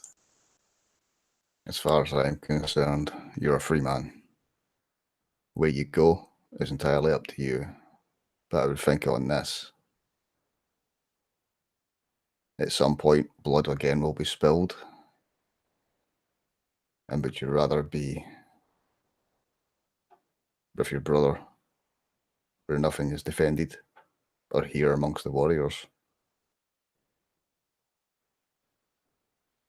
Might I go with you to see that for myself, that I can make that choice?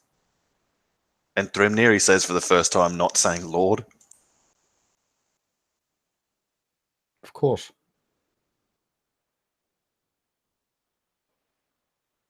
So Gelderman, it comes down to you, as all the superstitious sailors look, for which direction that you'll sail first, after you've had one of the virgins from Helagasker piss in the bilge of the Sjohestur, before setting her out off the shore and into the water. Will it be west to the Deadstones or south to Magga's Hold at Skalaholt?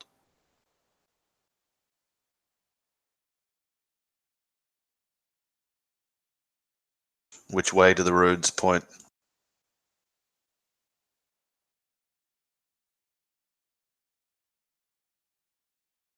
I guess part of that would come down to Yngvar if he has a direction that the runes should point. But otherwise, The runes only tell the truth. So I don't know. Cast them and see what happens. yeah, I guess Do you have a I'll coin, do so. Toady? Yeah. It's up to you. Yeah, the men would just look to you for which signs after your like augury or horizon to the Aesir, like which way to head, which way will the wind be favourable, west or south, which way means less rowing. And those who wonder, I guess, are also fraught with fear that you might say the Deadstones, as all men who are superstitious and sailors chief most amongst that bracket, fearful of places where the Skutagungan and ghosts are rumoured to dwell. Alrighty, let's see.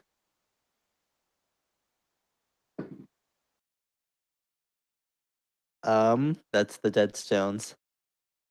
So you sail off west, and many a man who's not clutching his oar is clutching at his amulet of Thor or Crotch, as he looks to the misty west and wonders at what awaits the crew of the Sjohestur there. And that's a good Oh, place, I think, to take a break. Also, you got Jeff. Go for it if you want to add something. Yeah, real quick, one thing that I'll do as well. One of my new toys that I have, since this is the first time sailing since then. Rake will make a show out of like drawing this runic pattern onto one of the like all these like different parts of the ship, like across it, spaced at these like exact precise intervals that he'll like measure out by eye, but somehow it's like exactly like mathematically precise anyways. The Yngvar's rune. Um, so I'll take 10 minutes to draw all these symbols across the ship, which will cause us to have favorable winds, which will basically just increase our speed for the next 8 hours as the runes bless our wind patterns, bring us quickly to our destination. Nice.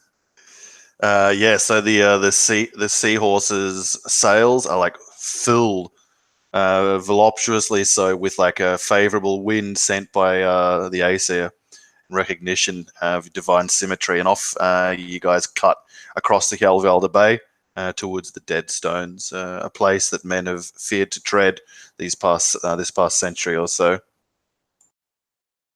And yeah, I think this is a good place to take a break, bio break, and everything, and we can come back and do the next part thereafter. Cool. Sounds good. Sound Back cool? in a few. Yep. Very well. Ready?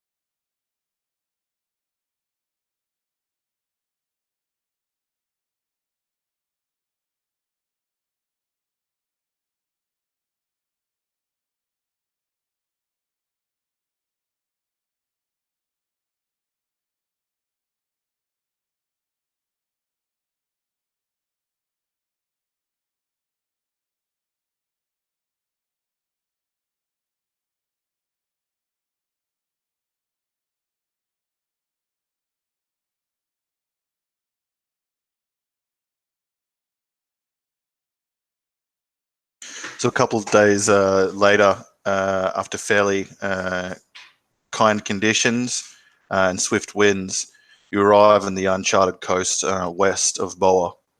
And after like eyeing it closely for what the fog will permit, eventually great black stones and other like distended pillars can be seen like jutting up from the black pebbled shore beyond, and like the looming sense of like dread, the ominousness of this place beyond makes you sure, even though you've never sighted it before, Rake, that it must be the place called by those hereabouts Dauderstein. You see a rubble strewn fallen Jotun tower that once must have towered near as tall as like keep or holdfast walls, and it's great black bricks and obelisks scattered around like something knocked down by something larger. There are some like parts of foundations or like ancient buttresses that can be seen jutting up to where like kelp and driftwood and like the morphing of the shore has been like touched by the waves for the hundreds of years that this place has been ruined, to give it kind of like a pox-marked look to what you can see of it through the mist that seems to cling about these boulders. And even with your favoured wind, it does little to disperse the fog other than allow you to see a short ways beyond you and across to this shore. Many of the men here are like clutching at their amulets, and few are like there are a few who are like openly making no sign of like the fear that's rising in them from beyond, and they're not reprimanded like men might do to each other before the battle or the shield wall. There's like a somber reverential fear that clings in to one degree or another to all those who like move up from their benches and come across to the gunwale to stare across to where their master Blackhand has bid them go. By the gods, it's huge. Imagine how much it must have been. Says what, like you can hear one man talking to that next to him, echoing some of your own sentiments. And Harding will like call in for the ship to grind up onto the black pebbled beach if it is your command, Yngvar, with like the looming Dauderstein beyond. Yeah, he would kind of give it breathlessly and quietly as he like stares at the size of this thing. He's probably never seen anything like it, and he can't imagine how this was made. Like, he knows it was giants; it must have been, but it's bigger even than he would have thought giants would create.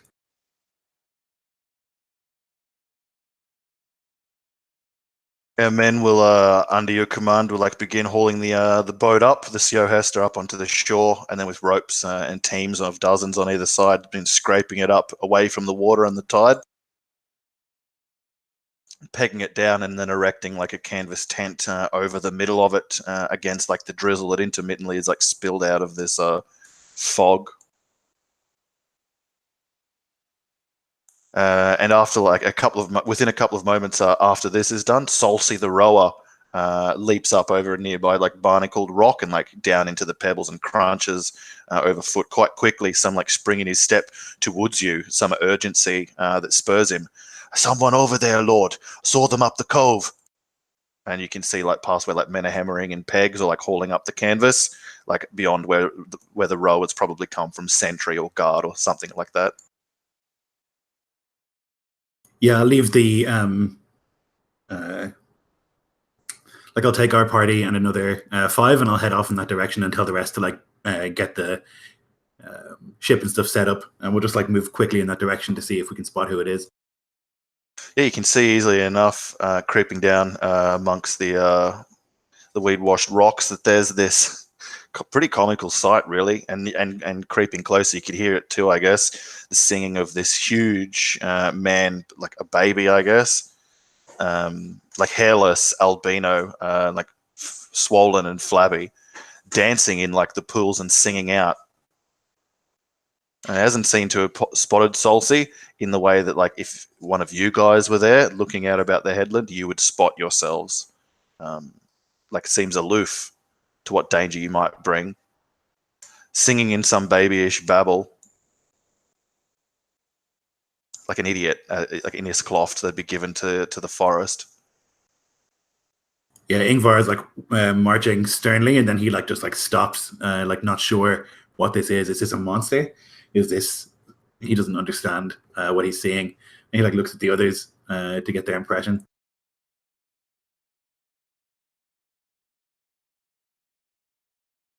Would I be able to piece together anything about this strange sight?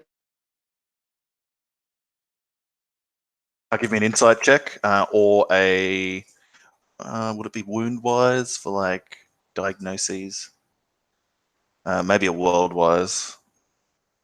Um, World wise or insight, I think, what could be either be appropriate. all right, I'll go insight, and that's going to be an 18. To your eyes and ears, it seems like the man's touched by the gods, though rather than like in a wretched and scrawny state as you'd expect, he seems like quite robust, like not corpulent, but certainly healthy and well fed and cared for enough. Given other people in his situation that you've seen over the swathe of your life, this strikes you as completely like uncommon. He must have like food and care nearby. And perhaps his senses impaired that you'd note by your proximity and like a garb and the manner and number of all of you guys near to him, and that he has not noticed. This seems like a giant child. Yeah, Rake would just lean in, speaking quietly despite the seeming lack of perception from this person, just to be cautious. Seems the gods have deemed him to be foolish, lose sense. Yet he is not shriveled like many of those sort ill are. Someone is caring for this person, providing him food, health. It's irregular, to say the least. When you say that, he gives like oh, and like jumps and splashes into like another pool and like wriggles down with his fingers and prizes himself free like some cuttlefish or the like, and begins like sucking at the mollusk in like a grisly, like, raw fashion before exulting in his like glut and then like jumping about in the pool further, like punctuating your words.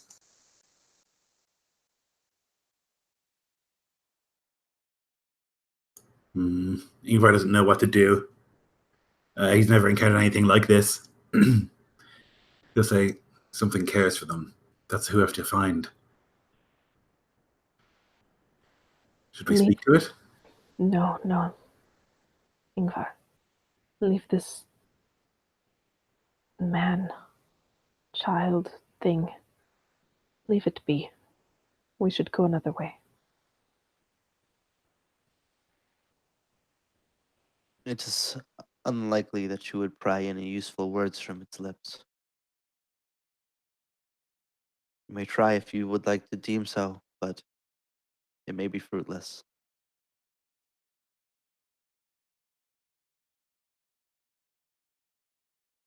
Follow it then, see where it goes.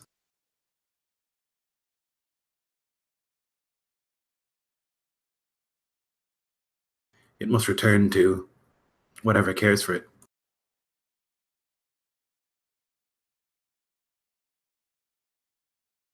Solsi and Knut the Wagerer will like look to each other ominously and gulp, and then like kind of look back and follow your command to watch and wait and follow.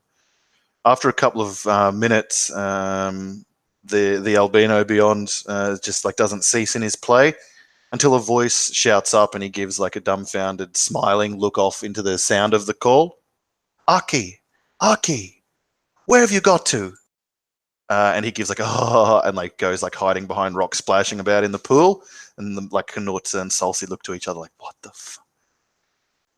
And after some time of like hearing scrabbling of like shells and pebbles being disturbed, you see this young woman, maybe of an age with the man you'd initially spied, like climbing down the side of these jagged rocks with like some care and like practice, with this withered dead limb hanging from next to her solid leg that she uses to like slip precariously down. looking across, like she seems otherwise like unafflicted, but for like obvious like a impairment that doesn't seem to stop her from being able to clamber over these rocks in a manner which would tell you she's done it many times before. Aki, and you've lost your clothes too, silly. And you've been eating. Oh, come here, and like she'll like indulge him in a little bit of his game, giving like a shambling kind of attempt to chase him and indulge him as he jumps from puddle to puddle. Before she'll like collect him up, like wrap an arm like partially around him and gesture him for to come out and back towards the mother. You'll catch a sniffle like this, and though like she speaks to him like eloquently or eloquently enough, I guess he doesn't like share in her speech. So obviously understands it, whether the words or just by her like body language or like something kindred between them. But he nods like in some manner of like compliance, and will go with this woman, naked and slippery, towards the rocks that she ambled over and like set to climbing up, and will help her up from the top of it. To like make speed her way with his obvious like brawn, even though it's with like a child's kind of gentleness. Yngvar will call out to the woman. Oh there, we mean no harm. At that, like Aki like turns around and nearly slips off the rock that he is on, and quickly like huddles and hurries himself behind the shriveled Nettle, behind this girl, and he's just mumbling "Nettle, Nettle, Nettle" as he tries to like cower and hide behind her like a cricket stump in front of him. And she looks to you like face fraught with concern and fear, and like goes to look to run, but sees like other armed men with you, and kind of like that doe in the headlights freezes to the rock, and instinctively like it cowers down. Yngvar will put his hands wide to show he's not holding a weapon. We don't mean any harm. We're exploring this old place. Do you claim it as yours? She sits with like legs squat with her hands between, like planted down in front of her groin at the rock, looking at you like sitting almost like a frog does, the withered one tucked underneath the good one holding her crouched. And she like peers in this weird like diagonal, almost inhuman angle, balancing to the side to peer past you to Ygritte. Baby, she says questioningly. You've brought a baby.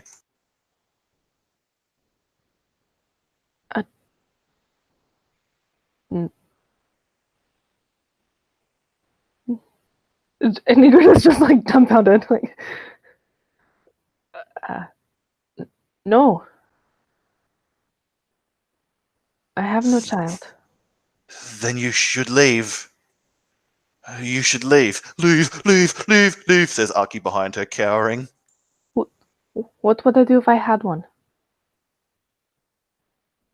Mother's come to give babies like us to the Tengol, and behind her, like the huttering mass, oh, Tengol, Tengol, Tengol. He's like saying back to himself like a mantra.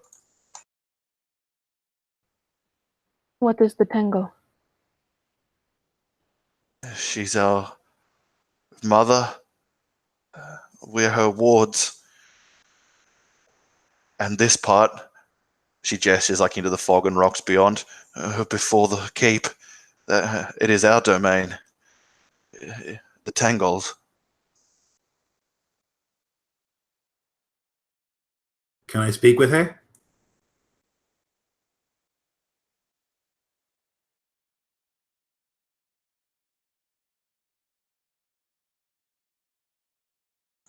She looks concerned for a moment.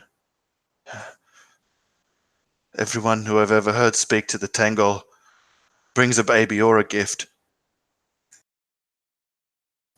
We have gifts.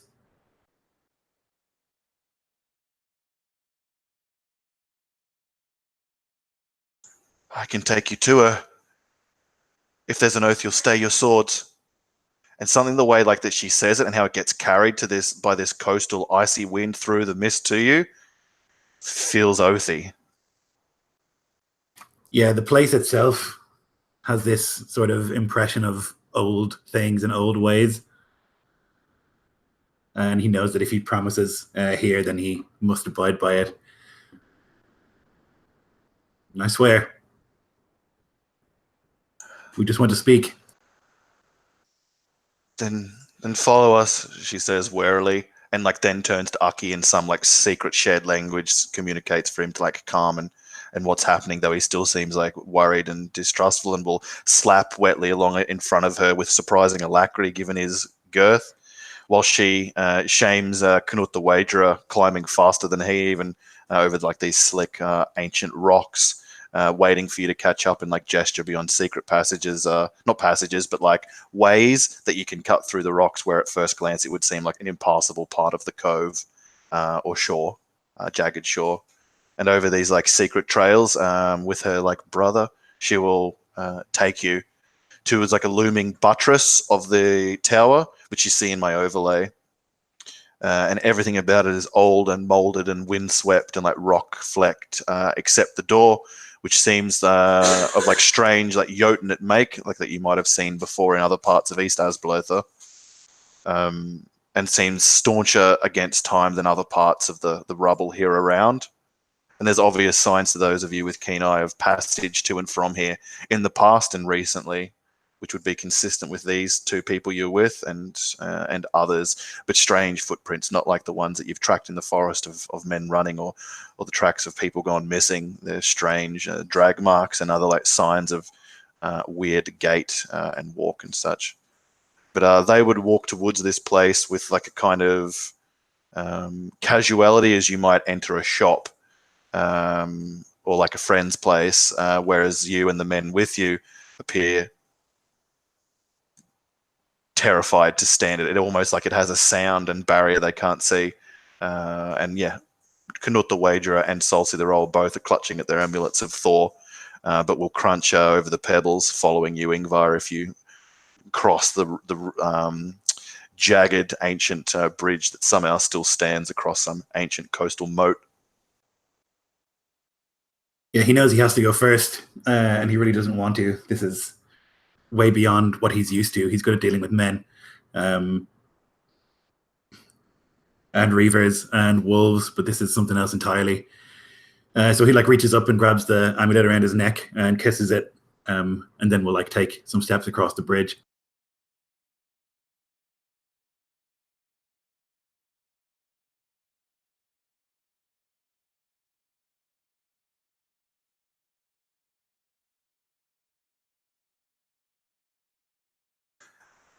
Aki, with his strength, will like push the door inward and then like slip into it, into the darkness, into the safety of it, while Nettle, dragging a useless limb behind her, will like lead you down into it. Solsi will like hold things for Knut as he flecks at his flint until his lit a torch is brought, and will hand it back for him to like hold aloft, and it dances and flickers liquidously off the stone walls as you descend down into the black bowels. The place has a strange stink to it. Rot and decay, other fragrances mingled with it that are unnerving.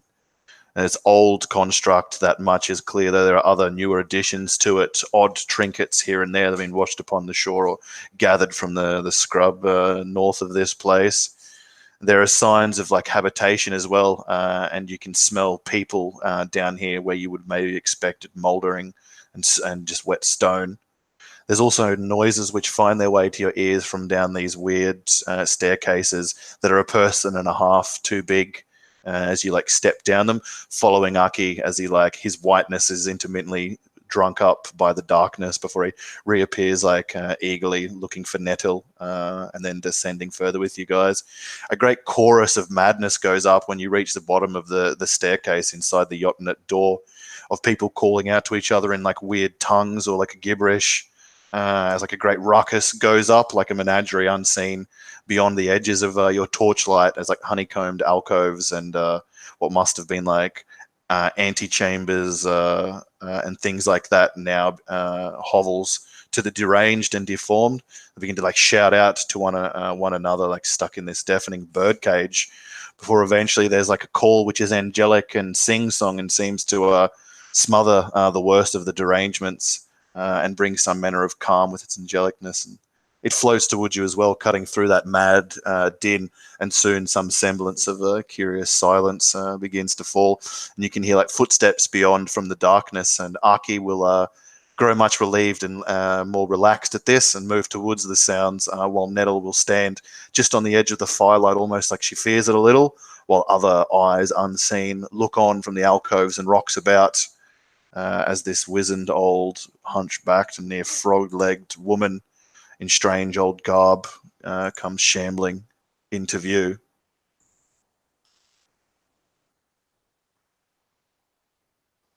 What have you brought me, Blackhand? He tries to suppress a shudder, but is like unable to, and would like reach into his pack and pull out the golden fleece and like unfurl it. It's probably like bright down here. Come, she says after taking the cloak, with not the reaction I think you'd expect of this token. It is a kingly gift, a Jarlish gift.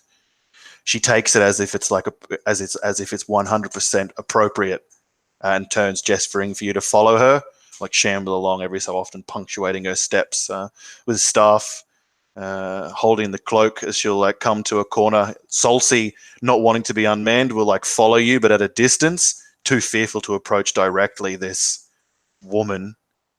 But his firelight dances at your back and alongside any others who would follow you, as she takes you like past like an alcove, where she'll set like a sensor into a pillar, sparking it up with her own unknown or cunning way into a dim, like flickering or sputtering light, to reveal this like wretched woman who's deranged, her lips peeled back as she like groans and makes strange noises towards the woman, who seems to have some calming effect on her, as you've unsettled her by your look. And she's like in squalor and filth, this woman, though she's been like fed and kept alive. And this Tengol will take the rags and coverings of her bed pallet, putrid as they are, and like cast them aside and lay down this like kingly Eichthenia skin, and bid you help her with the weights of this wretch, to like that she might have a comfortable pallet to lay upon. And like the stink is like a battlefield here at this alcove, and the Tengol seems unfazed and unworried by it, and has like this gentleness to her as she goes to these things, as best as she can anyway. Sort of automatically, like he's not even thinking too much, Yngvar will like try and do whatever this thing says, as long as it doesn't put him in danger. He thinks like of old stories and how you have to be polite to these creatures, these things from other worlds, and how they value manners and codes and things like that. And so he'll do his best to help. And Rake would, assuming that he was not also brought into similar servitude, would give Yngvar like reassuring glances whenever he could, of just like, yes, this is the proper way to handle the situation. Please continue doing this and not other things.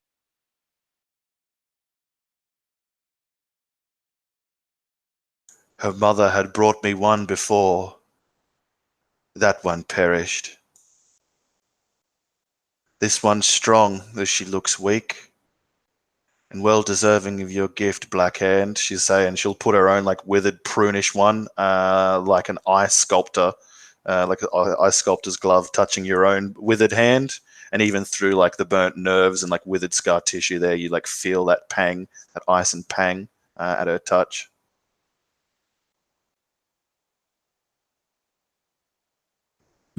My gift.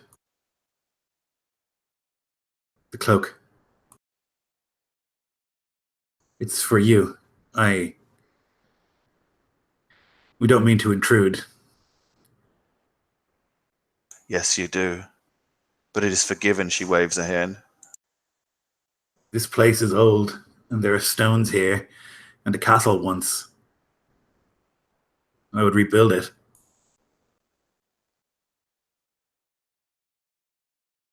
She looks off into the darkness, where you can hear like strange conversation going on in like dark corners, and then back to you.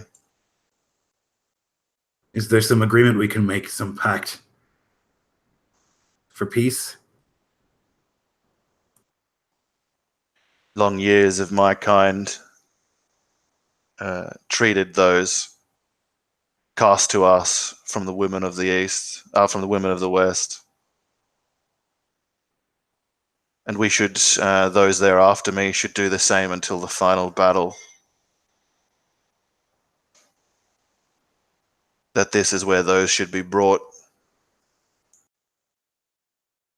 This was the agreement of the Tengol in days of old, under Bragi, the first Bragi, whom came here with the first king from the south, of the Jotun before that in older days.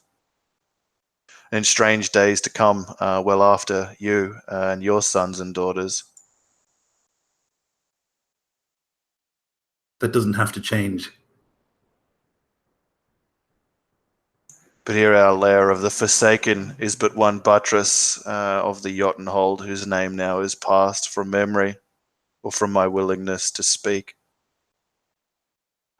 To treat of that, you would have to speak the dead man's tongue, and to another master. This is mine and ours, and she gestures to like the wretch on the golden fleece. But beyond these stones, it is not my dominion.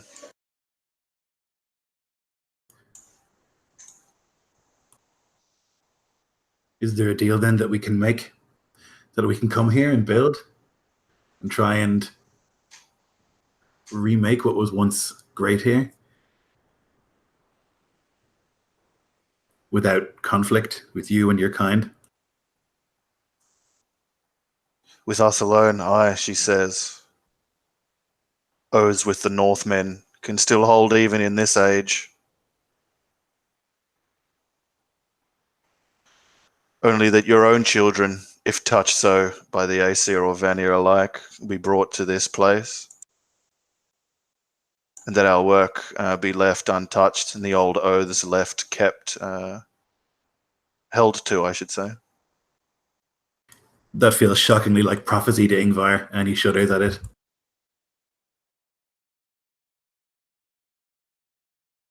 But beyond the true keep of Jotunstone, which Bragi in his pride thought to better, as I say, it is not mine to barter of.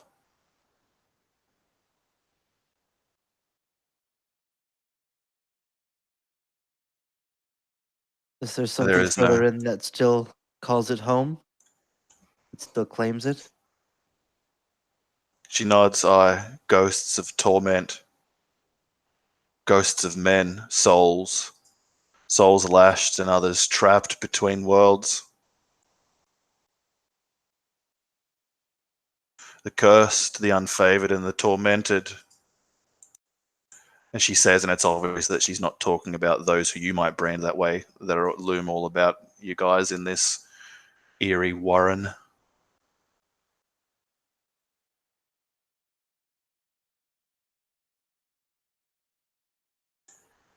If it is a telling you would wish, then I'll give it, though I warn you. The fruit of such truths be sweet, the root oft bitter. And she'll take her hand and wipe it on the forehead of the other wretch who laid down upon Goldenfleece's cloak, and like move back towards the firelight, revealing her like slightly shifting or like a glimmering form, it seems, as she like dwells near, going back to Solsi the rower and the rest. And he kind of instinctively takes steps back in meter to her own.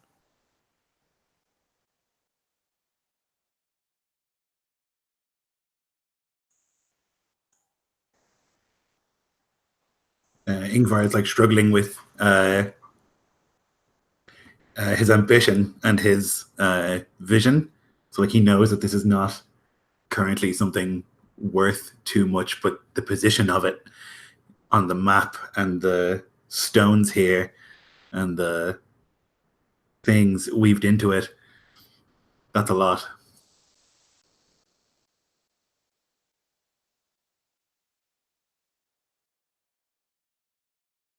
Like she's taken this pose before, or like the way she conducts herself or clears her throat, it's as if a signal to those other forsaken folk around here who kind of stepped within the fringes of the firelight to loosely gather around as she begins to speak. Nearby to you, Grit, you can see this man, average in every manner except that his body is covered every inch of it, but his eyes and extremities with hair. And he's like holding the hand of a diminutive girl whose eyes are like pale as milk, and who looks in the direction of the matron unseeing, but must have keen ear as she turns towards the Tengol before she speaks. And you feel the presence of other folk about you that you can't see in the midst of this woman. Dalderstein was not always named so, though it is Jotun name we've long forgot. When Bragi followed the first king north, he seized this land. He meant to make it his chief castle hereon, after subduing the scattered folk who dwelt hereabout. His pride, kinslaying, and greed saw him thrice cursed in sight of the gods. His debtor came in the form of the worm Thrangmure, who wrought much destruction and death upon Bragi's proud hall. That Jarl Bragi the kinslayer, who bore the blade Tyrving with his battle brother named Amguldur, stood with all their carls against the worm. All perished in the fray, as their weapons were not wrought of dwarven make, also blessed.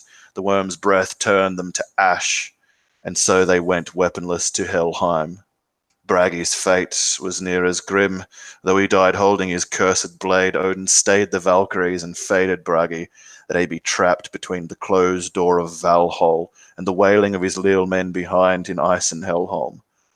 Ghosts now rule the barren stones yonder, and they will not name you Lord Blackhand, nor accept your rule. They are cursed. This place and what are here are cursed. Yeah, he shakily grabs at the amulet and is squeezing it so tight he thinks he draws blood from his hand. How can the curse be lifted?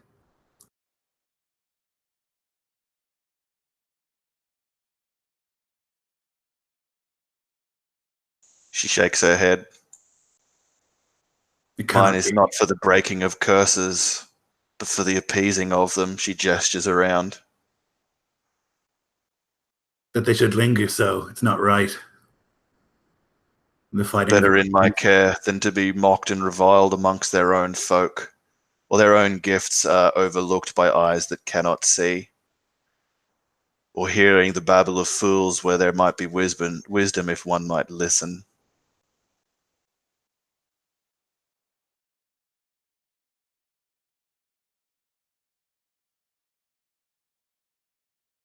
The ghosts of Bragi and his men that died under the worm. It has to be possible to bring them to Valhall. They're needed in the final battle.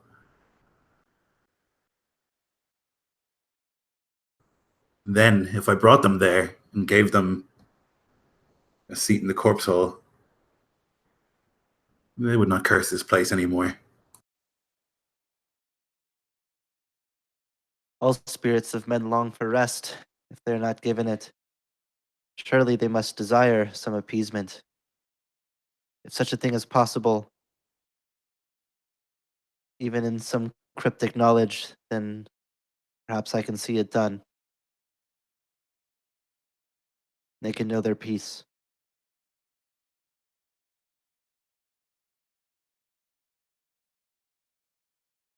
All the cunning knowledge of my ilk, I confess, Galder-wise, I know not.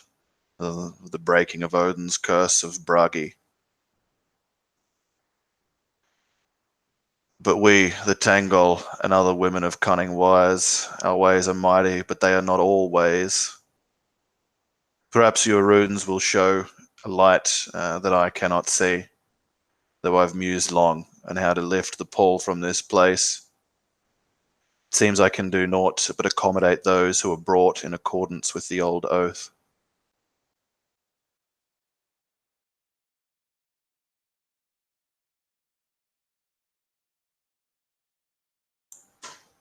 If the body be reposed, perhaps he may rest, though that might not break Odin's curse.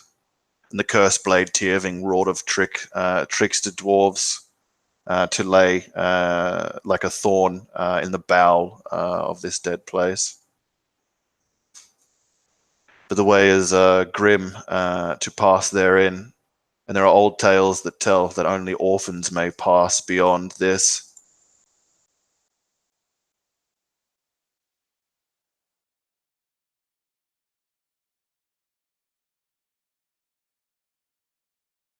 Has to be done. And Yngvar seems set in his course. We'll find the blade and bring it here, and we'll bring his body here. And we'll try and offer peace to those who are stuck.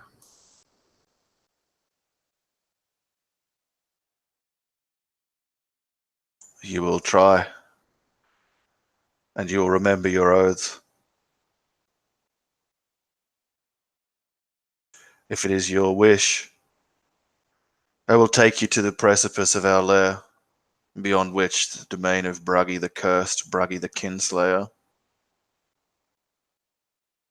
But know that many spectres are proof against blades, even wrought with northern skill or graven with runes.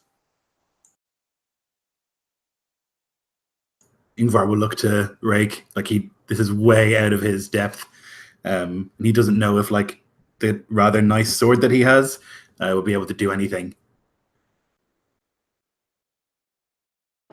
And like certainly Anthrimnir's fists are not going to be able to harm ghosts. Many of those stuck between here in the halls fear no steel, none that we carry. They fear other things, though. And he'll pull up like a large piece of pack silver and like etch like just the beginning sketches of a rune onto it. That would be like unrecognizable. It's not one that he's drawn before. But he won't like finish the drawing for now. The great void. All creation, emptiness. A reminder of everything they've lost, everything that they want. It can recoil them if they are not strong enough in their spirit to approach. It is a dangerous weapon to rely upon, though. It may not be enough to prevent damage. It would be a great risk, regardless. Perhaps we should make preparations and return another time. With time, do you think that you could make weapons to harm the dead?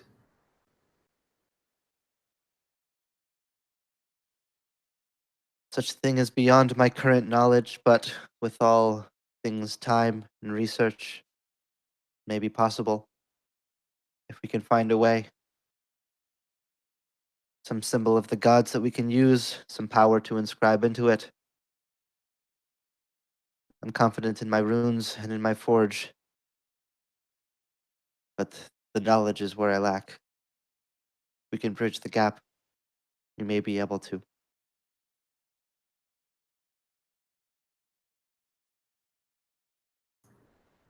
Then we should return, Tengol. She nods, and the dead will wait. If my men come here and move stones, know that we do not intend any harm. They will not strike against you on pain of death. This buttress is the Tengol and belongs to these folk. And she nods, accepting your words. With like a sort of slight bow of the head, Yngvar will begin to move, trying to move slowly and confidently, but really just wishing he could sprint out of this place.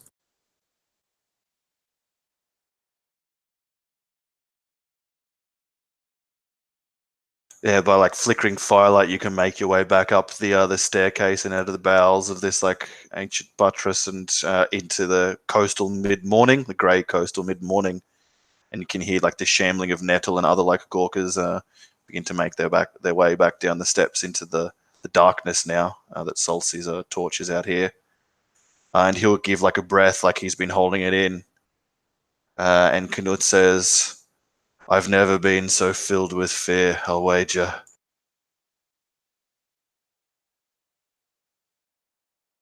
Yngvar lets out like a sort of like laugh of relief. Of course, he says that, and it's like the spell is somewhat broken when they see light again, and he just laughs. Rake will just grimly say, like without a blink, or emotion. I hope it does not need any emphasis, but the oath that you swore to that creature is no oath to man like you've sworn. It's not something that you can break, and if you do, there'll be no legal consequences that fall upon you. Much more terrible things. I hope for your sake you intend to keep that word and that your men properly understand what they do by bearing your witness to this place. I'll make it clear to them. It is already clear to me. It is clear to me Good. that we should find another place, Jarl. This is the most important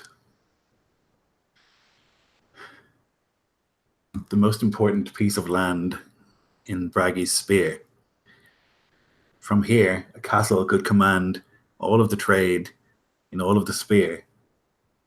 And a castle of Jotun make with ancient stones. There is no castle here. Not yet. It would not be a castle of Jotun make. The bones would be. Your bones would be there.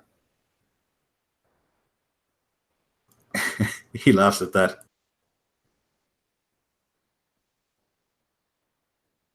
If we were to reclaim it, though, regardless of practical status, even greater than that would be the symbol that it would represent. Yngvar and his crew, the ones that drove free the curse of Odin from the castle of the Jotun, those words do not fall lightly. They would carry more weight than tactical advantage or anything could provide. Surely, Galderman, you must understand that the words do not fall lightly because it is a nearly impossible task. Who Nearly. can break an Odin's curse? Odin loves me, Ygritte. He'll say with like a smile, and he'll like look to the other men who like, no, that's true.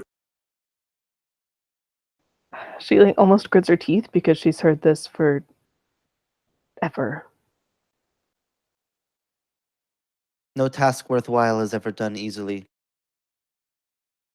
If Yngvar wants to be anything more than a forgotten Jarl in some corner of Asblod, left to Uthil to bow to Uthil, he will take risks and accomplish great things, and among them, perhaps this place will be one. If the goal is to be the best, the top, the mightiest, the remembered, we do not get there by cowering from challenges, no matter how great or scary they might be. Even in the face of spirits and curses, we've removed such things before on a smaller scale. We will learn, we will grow in power, we will come back, and this place will be rid of its debt. We will be known for it.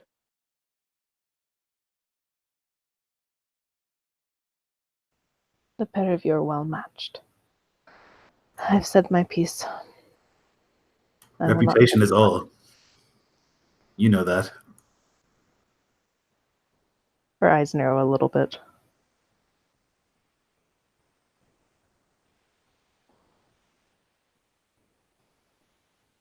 Where do we go next? Jarl. He thinks we need to start looking for Tyrving. and for the bones of Bragi. But for now, Skalaholt.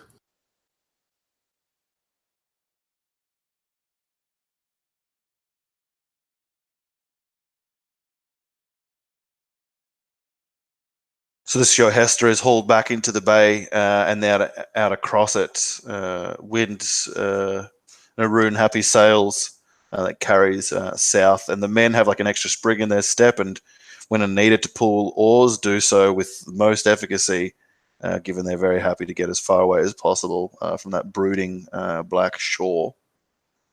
After a couple of days of similarly easy passage that hinted at worsening weather, but held clear till you'd reached the shallows about Skalaholt. You can see the burgeoning fishing community nestled amongst the shoreline, girt either side by the rivers that come out to meet the bay here, down from the hills of the Spear beyond, that like serve as backdrop for the place. You can see the red sails of the rope bear brood Bjarni, that's Maga's son's Snekker, brought up on the shore, being cleaned by thralls and others who like call out and wave to your own ship, seeing the dragon prow removed. They mark you as a friend, even though they might not recognize you exactly. Before you come up closer to the shore, there's an activity and like a small reception. There's like some thralls and warriors congregate around the shore where your ship moors. And you can see several of Maga's men here who are obviously like overlords of the thralls here in Skalaholt, those people you might recognize generally from when you'd come here weeks ago.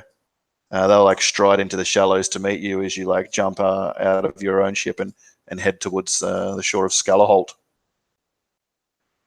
It is, where is he?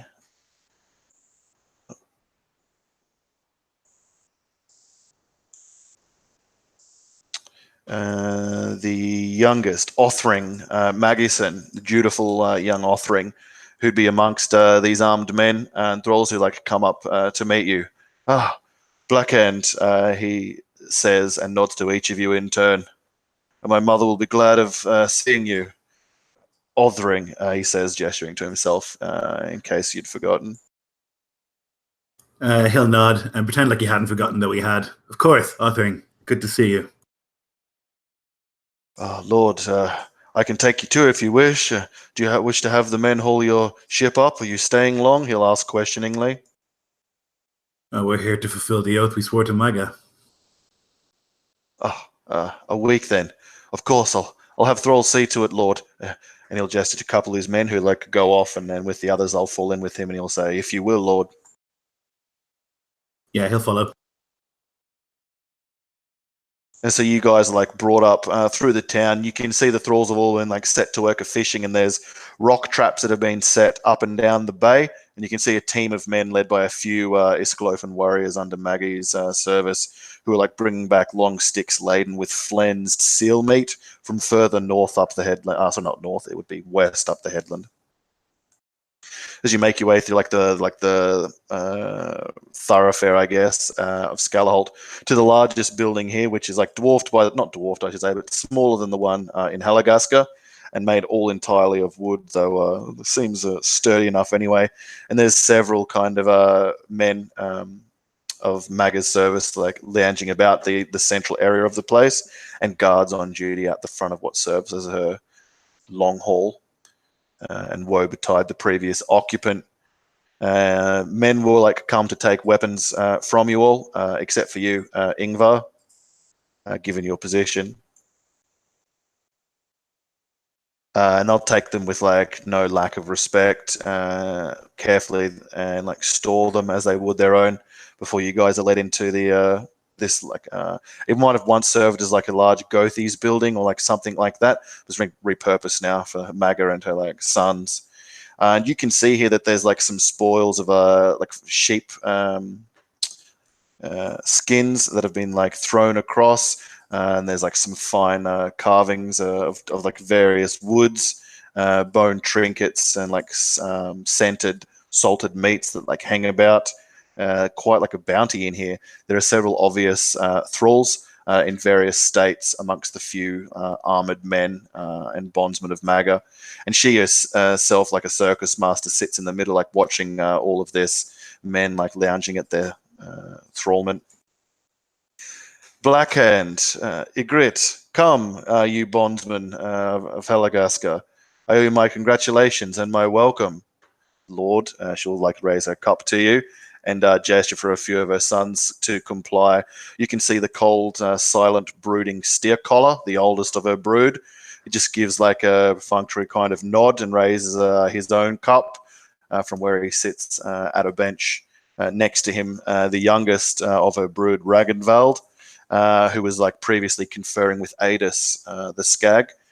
He too will like nod, as does Idis, who will reveal like a sly smile as she does so. Halgrim makes no gesture of respect, though. Halgrim, he's like this brawny, like coat thrown over his shoulders, a bear cloak, sorry, thrown over his shoulders, and either side of him has a female thrall, one of which, noticeably to you, is quite a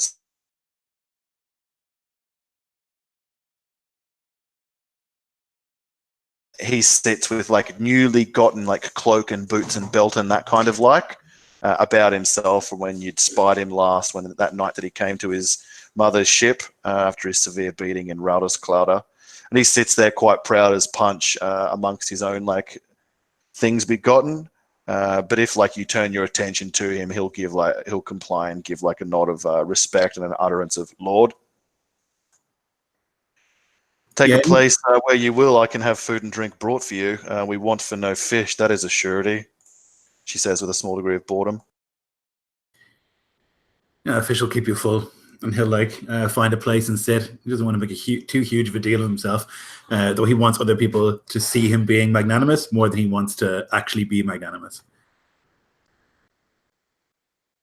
And he'll like sit and like take some bread and fish and begin like eating and enjoying.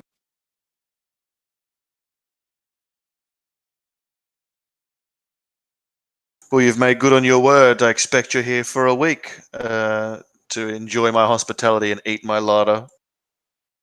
And help with the building, as we said. And you've brought fine, fit folk with you in that endeavour. My thanks, she says, rising, and offers a toast to those here to you, who all seem in their various degrees to like comply in a fitting manner enough. All but Halagrim, of course, who seems like self-consumed at this stage. And like shakes the chattels on either side of him. Skolson passed this way a week back or more. Gave us news and tiding. You are Lord of Helagasker now, it seems. And I, Matron of Skalaholt. Congratulations to both of us, then. It's going well for our little group. She'll clink her cup to your own. Any news of the north? She says, taking like a... Now, the Flamesower is coming. There was a battle at the Drover's Wash where Goldenfleece was defeated and he fled. And then I found him in the woods and I killed him in a home gang. She stops at the drink. He's dead.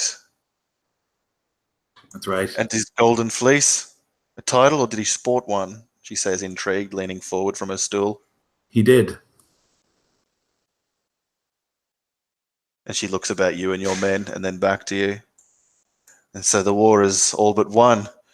His remnants will be crushed before the first snowflake falls. Yeah, those who were with Goldenfleece, they were attacked on the road. Some misunderstanding, some sort of... It's unclear, but they won't be making it to Manavik. How unfortunate, she says, with mock concern. A great tragedy indeed. Well, I've heard from the south, they say Isbjornsson gathers beyond the Bay of Holmsgrim, intends to strike now. I think Skolson had a mind to go there and serve him in that, tear off a piece for himself, mayhaps. Seems you've given him a liking for that.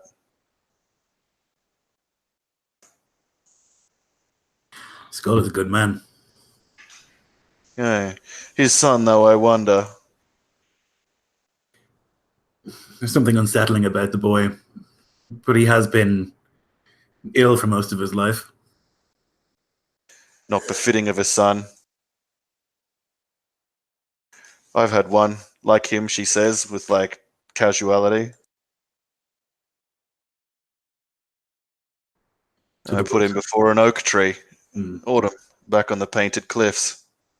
I don't know if it was Gull or Wolf that took him, but I know that it was proper, she'll say, draining her cup and then setting it down.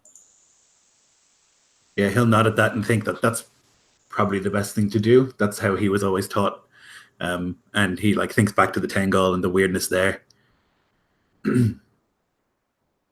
That's an unfortunate part of life in the north, but it's correct. Yeah, we are neighbours now. My son here, Halagram, has made his mother proud and taken that veil. What did that wretch call? Holger, mother. Holger's veil, she says. He claimed it for himself, the greedy one. You must wait your turns. You've brothers older than you, and they all like give each other like gleaming looks of like one day we'll kill each other. Then back to their doting on their mother, and she'll turn to you. I presume that we might trade and travel between our realms with a freedom that's in accordance with a friendship like ours, Blackhand. I count on it, certainly. Though I cannot say I did not look upon Holger's veil greedily at first, but the deal we have made is the deal we have made, and I would not welch on it. Oh, a wolf like you would have had fun upon that well-flocked veil. By way Hologram tells it, there were many ahead there. And she'll look to him and he'll give like a nod back. The previous owner, of course, feeds worms now, from what they say. And Helagrim gives like a deadly nod. At that, the Skraeling woman at his side like sets to wailing again, and he rudely cuffs her into like a silence. Free trade seems wise. There will be a toll on the bridges towards Helagasker, but we'll make a good rate for you and yours. And he's kind of smiling. And by good rate, he means like, you know, a very small percentage compared to the very large percentage of others who expect to cross there, rather than like take the huge detour around. And then you would not balk if I placed the same, perhaps on the coastal roads that skirt around the vale into Skalaholt, for your own men who'd wish to come and peddle their wares. That's your right, I suppose. Though if I had no need to, of course, I wouldn't have to worry. What would she say? Velva here aid us with witnessing an oath between us. We'd need not worry about the matter at all. What say you? Yeah, he thinks about it, and like he's not like he thinks that this is probably a good deal. He knows that the bridge is probably really useful because people can't go to Helagasker or like to the Deadstones, but maybe they don't want to, so maybe it's not so big a deal. And he's like basically figuring it out, like in his warrior's brain, like what the best deal is, and thinks free trade seems like a good thing to him between two friends.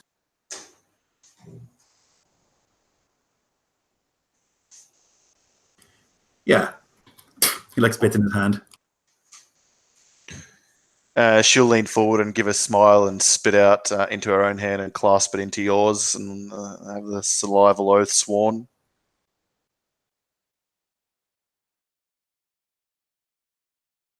You see, boys, she says, leaning back to her bench, and they all kind of give nods appropriate to their demeanor back to their mother that they've been watching as she like may have ordered. You've done well here. It's comfortable. It was ruins when last I saw it. It is amazing what these thralls can build when they're put to one task before them and quick whips behind them. And she looks to Steer Collar at that, who's been silent so far, who just gives them once again like a prosaic and appropriate nod.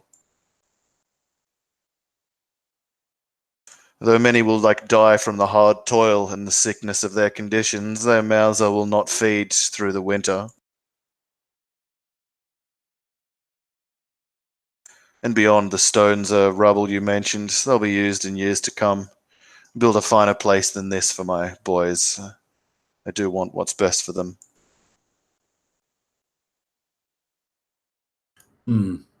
It's a tricky thing with thralls, isn't it?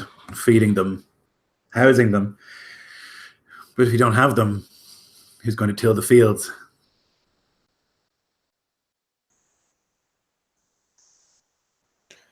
She gives like a knowing nod. Certainly none of my loin.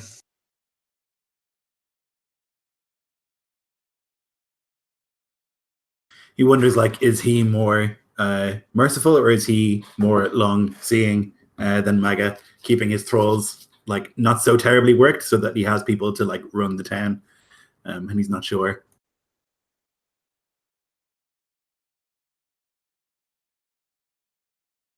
Yeah, as this discourse has been going on, largely ignored, I imagine, by Enthrimnir and by Halagrim, he's staring daggers at you, Enthrimnir, across the room, across the furs, and through the like the thralls and alehorns, like that face, like, why do I hate you?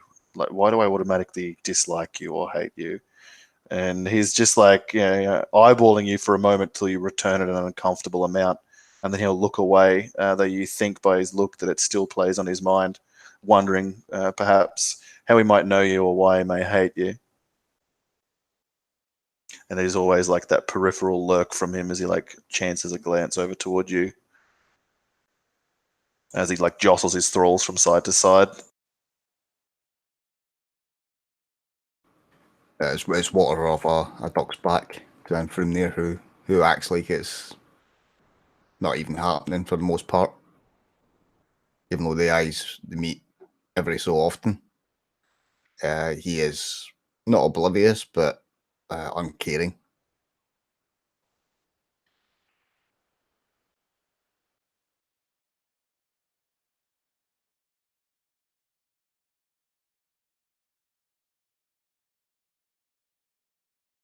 There's work to be done, Maga. That's what we're here for. 40 strong men, she says, much appreciated, and there's much to do. I'd hoped to have much of the traps, the rock traps, seal shacks and such further up the headland completed before the first snows.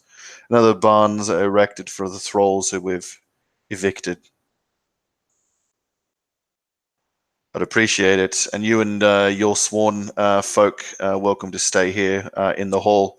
And your crew can be billeted amongst my own carls here in Skalaholt.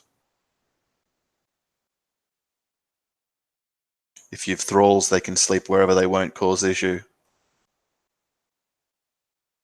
He nods. Sounds agreeable. We have a place on our ship for the thralls to sleep.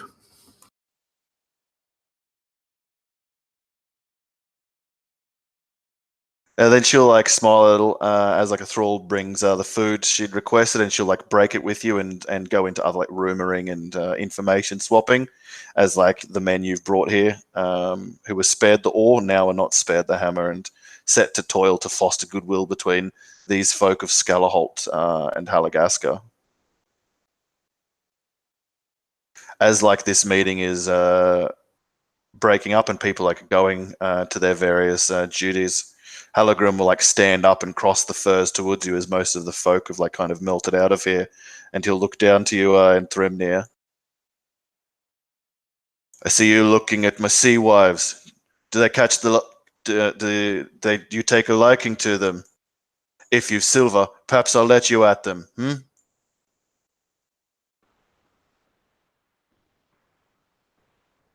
Where do I know you?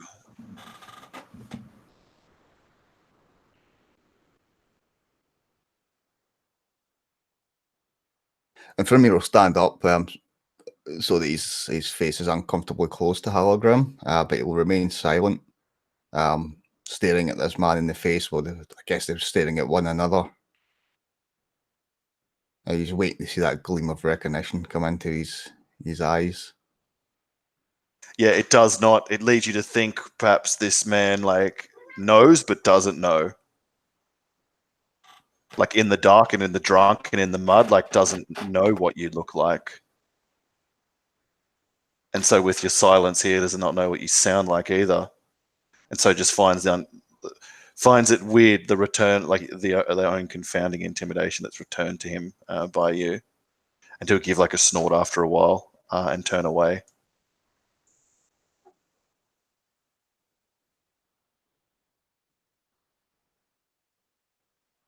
I imagine this like the Blackhand's already off with Maga at this point doing stuff or seeing stuff. But this may or may not have been like within hearing of either Rake or Ygritte before Halagrim will like move back to his sea wives and go from the hall after the duties to his mother's guests are done.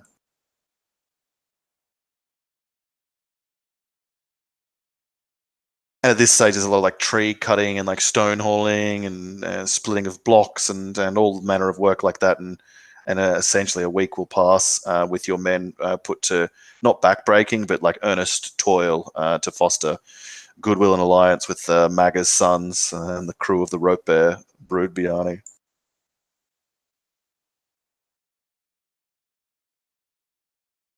Yeah, Sorry, you go.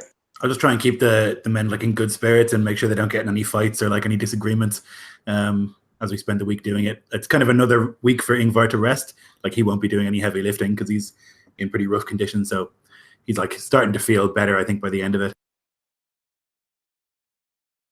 Ranulf will look eagerly to you when you come back to the ship and Thrymnir for any news of his brother or if that he might take your leave to go to the Vale and look for him. Just remind me, because my sound cut out a bit. What was that was mentioned about the Vale?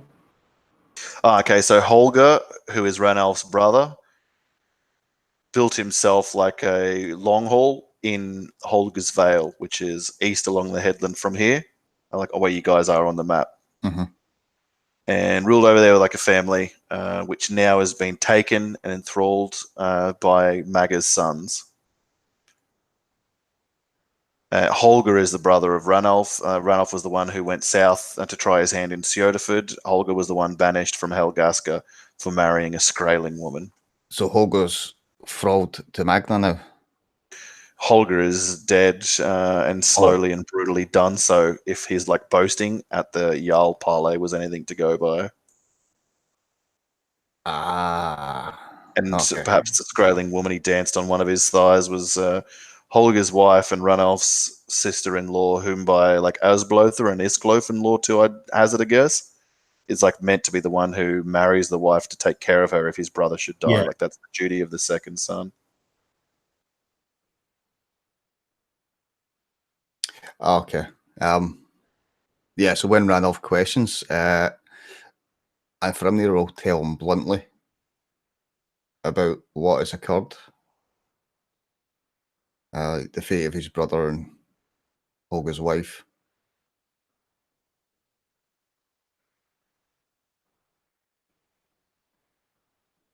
And He looks shocked in silence as you tell him this. Now he's the one to be silent while you have words.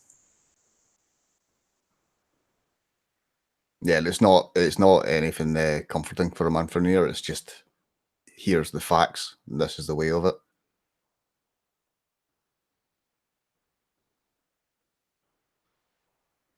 He'll nod after a moment to collect himself as best he can and won't shame himself in front of you, but will go away to be with his own company.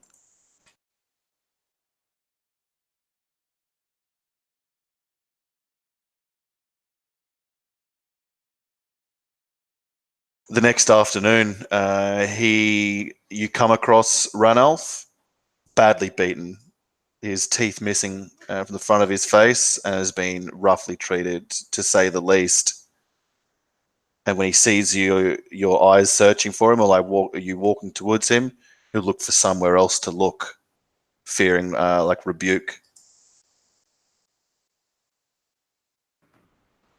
Yeah, as he tries to kind of skulk away, I'll grab him by the collar and pull him close, lifting up his bruised chin to kind of glance down at him, glance over him.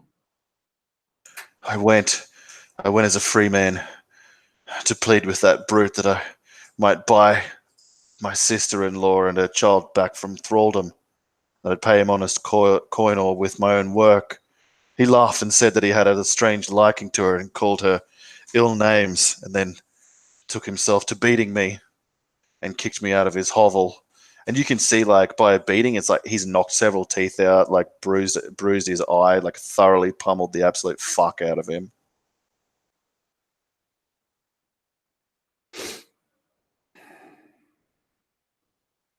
He seems such a cruel man, and I fear for the fate of a Hanajuk.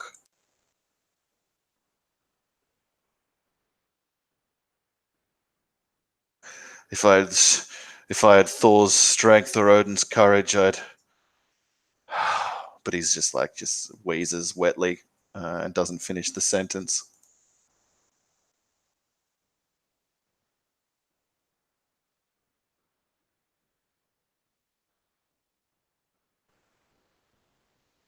That is a good question. What is the kind of criminal factor in that? It's free man assaulting another free man, so it would require arbitration by either a law speaker or Jarl or Jarls or a Ting or a Hob gang. Yeah, it's like their own business, I think. Yeah, they're both freemen. Yeah. And that's what he said, like, if only I had the courage, if only I had the strength, iterating that he would like straight up home gang this guy or haul him before his mother, but he thinks that's a foolish notion to indulge. Like he has a fear of the woman that she likes to instill in people. Like Ranulf is afflicted by that fear of Maga. The way she speaks and acts is like exudes lethality. Oh, this boy's getting it. And for me, we'll just give a single curt nod, and he's going to stalk off, searching for hologram.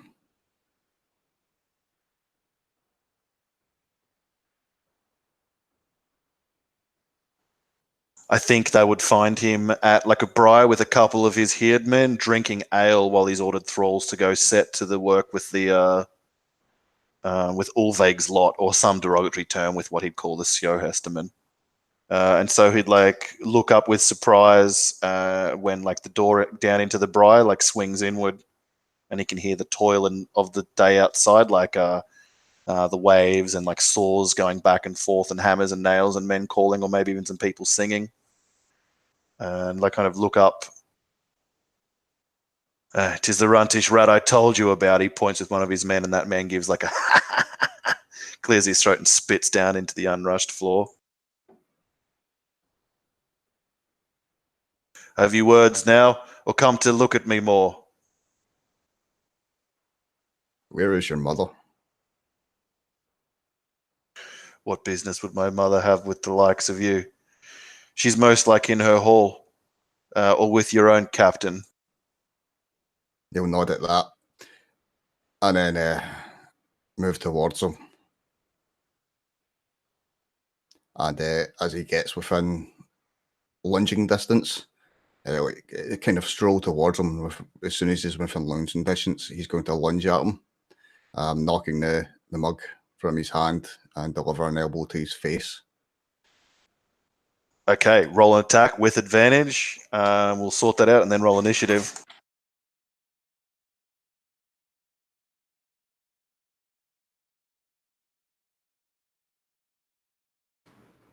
19 for the attack. Yeah, it's certainly a hit. He's wearing leathers and a cloak. He'll take 7 damage from that.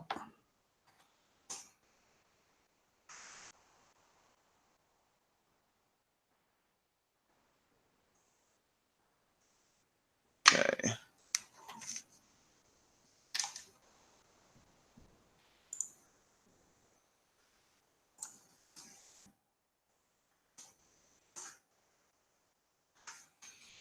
Yeah, so it like cracks him in the side of the head, and like his head janks at an awkward angle, and the horn just spills frothy meat everywhere, like over the thighs of these men, and their benches go to screeching as they set to like stand up and respond.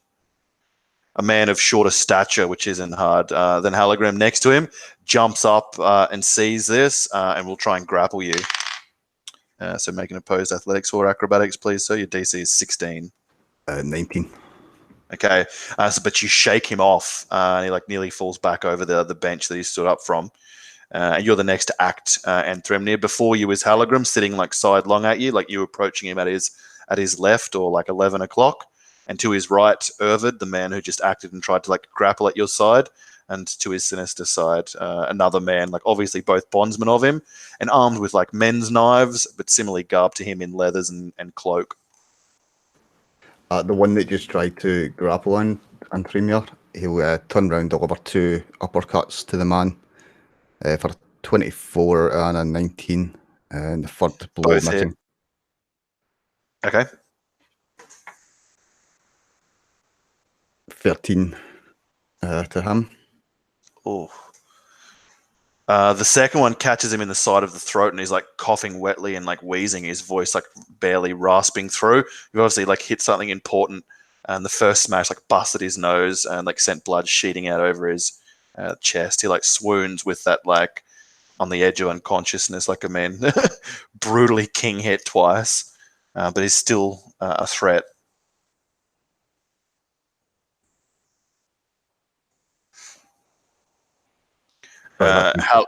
Sorry.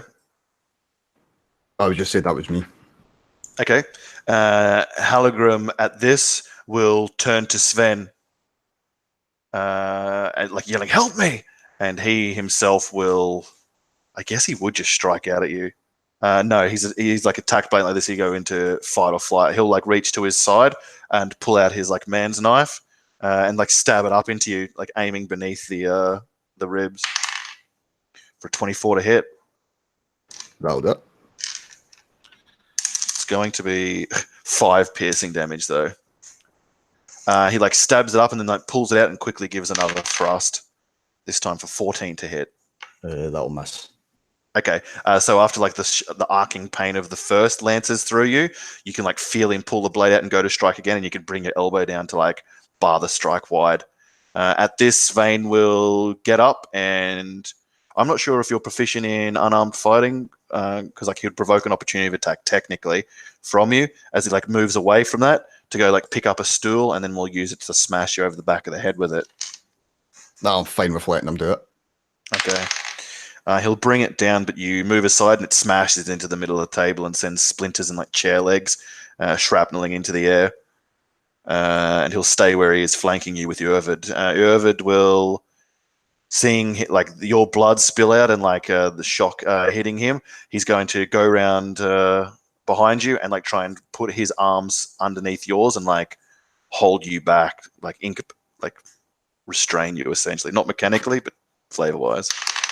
So it'll be another grapple by him. Your DC will be 16. 14. So he like grabs you, like I'm not sure what the technical term for it is, but like winds his arms up underneath yours outstretched to try and like grapple you there. So your movement's reduced to 0 now, and it's your turn to act. You've got Yngvar on your back. Svein at your side is trying to smash you with a broken chair leg, and Helagrum underneath you is stabbing up at you from his seat at the table.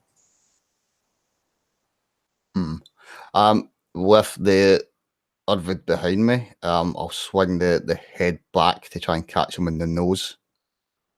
Oh, that's so brutal and painful. Make an attack, unarmed.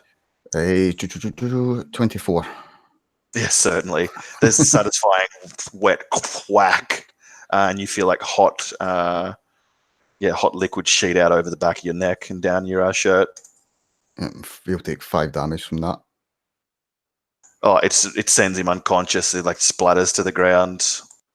Fantastic. Then I'll bend down to pick up the shattered seat from the stool and swing it into the face of it was Sven who attacked with that. So let's swing at him. First one will definitely miss, but that's a natural 20. Oh, let me get my crit document up. What's the damage? What is the damage for a seat stool?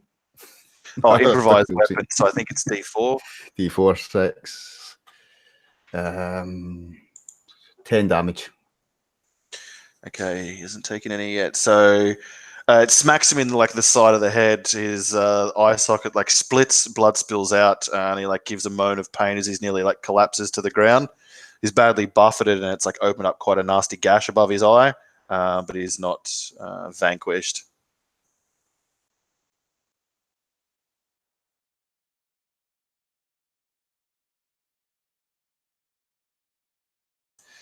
So that was on your turn, right? And Thrymnir? Yeah. that you smashed Svein. So now it's Halagrim. He will try and shove you prone onto the table while the other guy's got you grappled. So make another opposed athletics or acrobatics. 16 DC again. I only rolled a 6 that time. So he like grabs you by the hair and like shoves you down onto the table while the other guy's holding you and like kind of hovers his weight over so that you're prone and grappled on the table in amongst the spilt mead. And that's all he can do for his action. Sven will... Oh, no, you're not grappled anymore because you smashed Irvin in the face, so you're just prone, actually. So with that, he'll call Svein to help him. Svein, like, clutching at the side of his head, like blood spilling out over his fingers, will try and throw his weight down on top of you and see you grappled and Thrymnir. So another athletics, acrobatics check, please. DC 14 this time. DC 14, I rolled a 24. Okay, so even though you've like been held down over the table by Halagrim, when the other man goes to grapple you, you like shake him or like kick him off. And then Irvid like is unconscious on the ground. And Thrymnir, your turn. So I'm prone on the table but not grappled. So I technically can stand up. Yeah, correct. Yep. Yeah. So yeah, he'll bring himself up at least into a sitting position on the table. Grab Halagrim by the back of the head and try and bash his head onto the table. Bring him down. However mechanically that works. Grim, yeah, it will just be like 2 unarmed attacks, like trying to smash his face into the table. Yep. Yep. 24 and 25. Yeah, they both hit. Yeah, he'll take 9 damage from that. If it's 7, that's 16. Yeah, so there's like satisfying thunk, thunk as you like smash his face down into the table, and he like gives like a groan of pain. Seems he's made of sterner stuff of Svein and Urvid though. He's like coughing like wetly and like obviously like dazed by that pummeling, but not rendered him insensate nor has it killed him.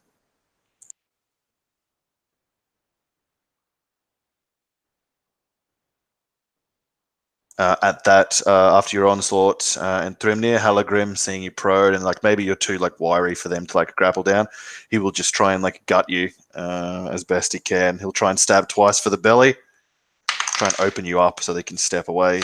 You easily step back from the first wild lunge, and the second is 12, but I assume that's a miss. So they're both just kind of like, whoosh, whoosh. Maybe because you've just smashed his head into a table twice. It's like he rounds on you and like slashes twice, but it only manages to like rip your hemp shirt at the navel area. After Helagrim, it is Sven who will pick up no, fuck that. He thinks this is full on. So he's going to grab his man's knife out and behind you try and like grab you like by the hair, pull your head back and slash across the front of your throat while you're bear down on his master. It's a miss. So as he like pulls your like head back, you can just like duck, miss the swipe that's coming, and then like kick back up and like send that man like reeling back a few steps to near slip in the spilt mead and dripping blood. Next to act is you and Thrymnir. And Thrymnir he'll use momentum of the pull of the hair to kind of roll himself back onto the table and stand up, and he'll swing a kick out at Sven, trying to not kill him with it, but knock him unconscious, hopefully. Kick to the side of the head for a 17. Yeah, that hits. It's 5 damage.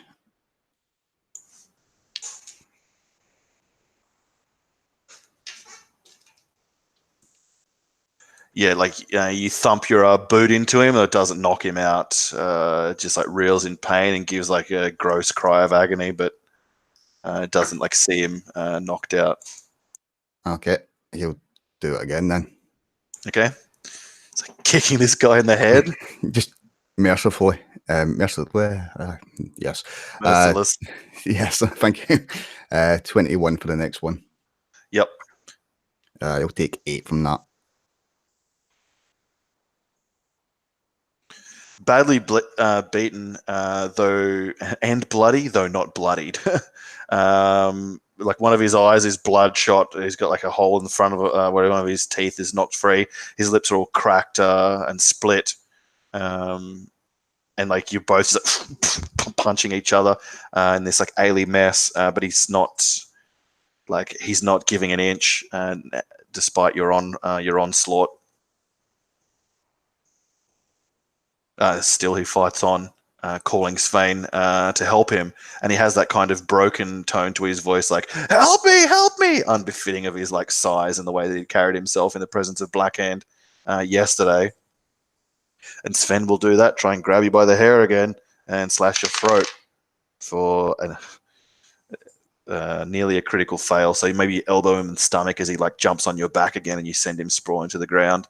It's up to you, Anthrymnir. Okay. Yes. I'm going to ignore Sven this time. Grab the knife arm of Helagsker and twist it behind his back. I'm going to attempt to put him into a grapple. Sven into a grapple or Helagsker into a grapple? Helagsker. Okay. Oh my god. 9, DC 9. A 16. Okay. Yeah, you grapple him, chicken arm him. That gives me +2 to AC. Having a grappled foe gives you +2 to AC. Cool. And I'm going to use what movement I can. I can't remember what it is to drag someone when you're grappled. It's half movement or something. Jeff? You probably know. That's what I'm going to do. I'm just going to grab him and start dragging him towards the door. Okay. 15 foot would get you to the door from where the edge of the table is, but not out of it, but it would get you to the door. Yep, that's fine. Sven will reach down to like Ervid's prone form and pull his man's knife off his belt and rush towards you and try and stab you while you're dragging the struggling Helagsker towards the door. And it's a miss with the main hand weapon. And oh my god, this guy's missed 6 times. These like wild reactionary strikes that in your fury you deny him, like buffeting up with your forearms to drive his strike wide, or like kicking out at him, such that he's like slashing it midair. And then it is your turn, Anthrymnir. Oh, sorry, no. I think I forgot Helagsker. Yeah. Dragged him towards the door. Yeah, he would try and... Would he break the grapple? You haven't got him prone, actually. So while you're like dragging him, he's just going to slash, like hack at your forearms with his knife for a 15 to hit and a miss. Yeah, 15 misses. Okay. So he's like slashing, but he can't get enough swing in it to actually like do proper damage to you. And then it's Sven's turn, who will rush up and try and stab you with his main hand and offhand and fail miserably. So now it's your turn. I'm just going to continue dragging him. The objective is essentially to drag him out to his mother. Grim. Okay. Sven will take an opportunity of attack at you as you drag him out into the thoroughfare, but it as well is a miss. And so you can like haul like movement and dash to take him out into the middle of the thoroughfare. And obviously people start shouting, and you guys who are like either like soaring or hammering or like strolling about or out near the water or indulging the Lady Maga or whatever it may be, you would hear now a commotion going up in the thoroughfare at Skalaholt.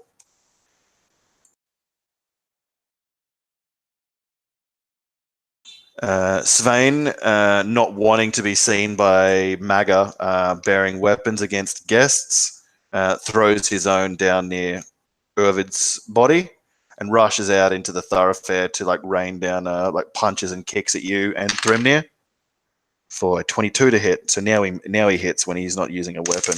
Actually, I don't roll for that. You just take 3.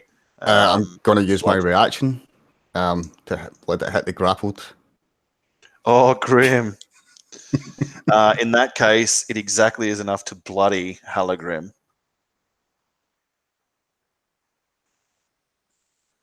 As you like shift him around, like using your strength to make him the recipient of the blow, and it's like a wet crack from Svein, who looks shocked of what he's done. And at this, you guys, like I imagine, like being drawn to the sound of this clamor, would see from whichever end of like your approach to where this is near the ale sink, what looks like Enthrymnir dragging one of Maga's sons out into the thoroughfare by his ear, like beating the shit out of him, while also contending with another enraged, bloody man. It's your turn, Enthrymnir. You've dragged him out into the middle here now. Sven is like still accosting you. Helagrim will act after you. What do you wish to do now? Same again. Simple drag. Keep dragging him. Towards the long hall? Yep. At that, Helagrim is going to twist and try and grab you by the leg and make you go prone, like pull you prone so that the forced movement breaks the grapple. So make a opposed athletics check. Your DC is 19. 23. So he like grabs you around the boot and tries to like pull you down into the muck, but you like stomp on his fingers and there's like a crack and he gives a garbled cry as you continue dragging him up. Svein the Useless, who I'll call from henceforth, will like rush forward and try and put you into a shoulder lock and try and save his master some grace. Opposed athletics, please. 19 again. Actually, that's an 18 from me. So he grapples you. So your movement is 0 while you've got Helagrim grappled that you're dragging through the mud. And at this point, I think Maga would have like rushed up alongside you, Yngvar, looking across at this like, by the gods, what in Helheim are you doing, Helagrim? Yeah, I mean, Yngvar the same. He'll like step outside and like look at Enthrymnir and think, well, that's not surprising. But he'll like look at it and sort of shake his head. What is the meaning of this? Who do you say that to? The blob of men. Svein steps back. Lord, this one came in. He tried to kill Helagrim. I think he did kill Ervid.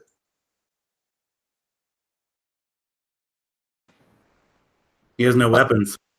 If I tried to kill Helagrim, he'd be fucking dead. Curse you, says Svein. He tried to with his hands and boots, he tried, Lord. Maga, please, lady, he tried. And she like waves her hand at him into silence and looks down at her son. Helagrim, what is the meaning of this? Mother, he says, like through broken teeth and ruined lips. He came in, attacked us, punched me while we were at drink, at rest from the toil. Oh, he groans, like, yeah, beaten to a pulp. Why? I did nothing to him. I swear, nothing. Oh, and he like reaches up with a hand at his lip, where he's like pulls out a tooth from his mouth, like spits it down with a glob of blood. Enthrymnir, why? He attacked Ranulf. Left him broken toothed and bruised and bloodied. You attack our property and think to get away with it? It's a bad friendship to begin. To beat a freeman over a thrall. Ugh.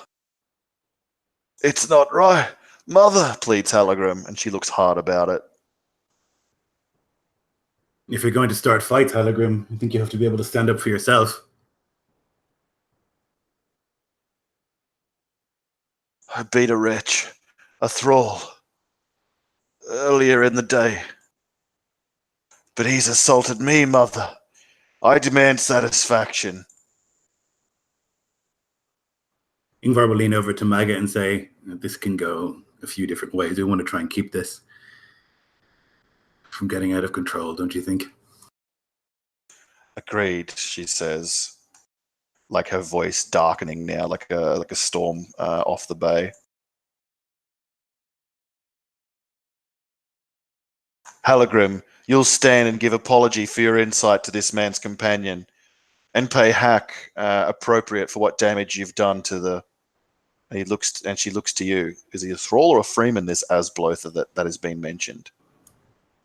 Yngvar frowns. It's a thrall. Then surely you must see your man is in the wrong here.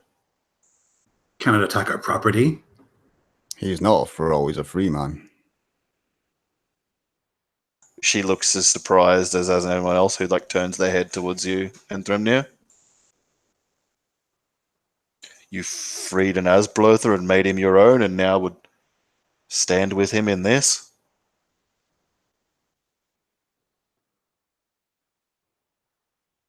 He'll shrug.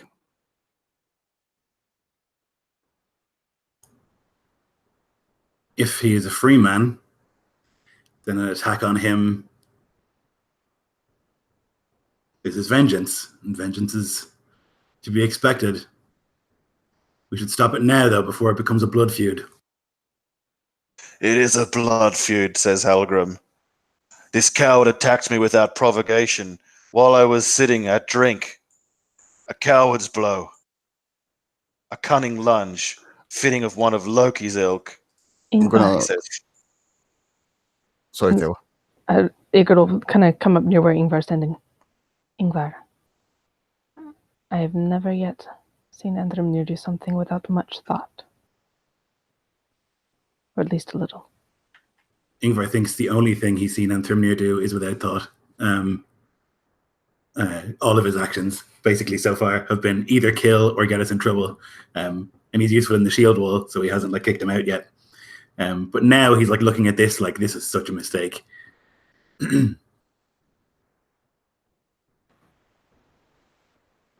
if that is true, then, says Maga, and you are in the wrong of it, Halagrim, and you will apologize to this freeman, and you will give him hacksalt appropriate to his injury. Oh, I will, he says. I will. And then I'll spill this one's gut in the birch square.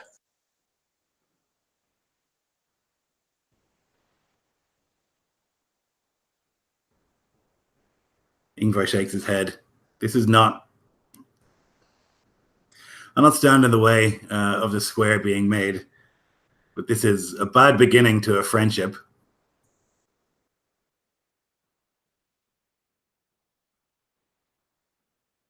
I mean no disrespect to you, Lord, says Halagrim. This is between me and this madman. I will have 3 shields in your black heart. Or I will have your apology at this insult, he says, standing up now, looking quite a fool with like blood and broken teeth and in his state. And there's many of people in Skalaholt who are like watching on and listening or guffawing at this now. Why did the man, this non-warrior, try and fight you? Why did you beat him, Halagrim? He offended me, wasted my time prattling on about wishing to buy one of my thralls, and he would not hear my answer of no even when I gave it a second time. So in the third time I gave it with thunder and set to beating him. I thought him a thrall by his sound and his Asblodr mewling name.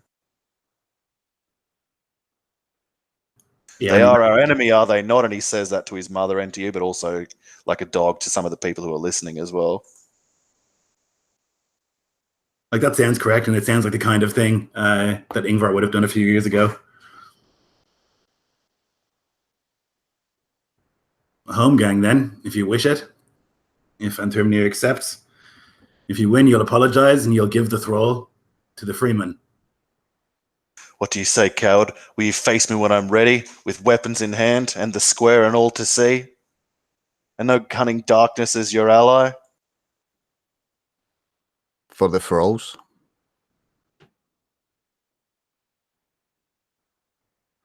Sorry, for the thralls? Yeah, because it's the mother and the child, isn't it? Oh, I see. What, you want my sea wife and my thrall? Yeah, Ranulph's kin.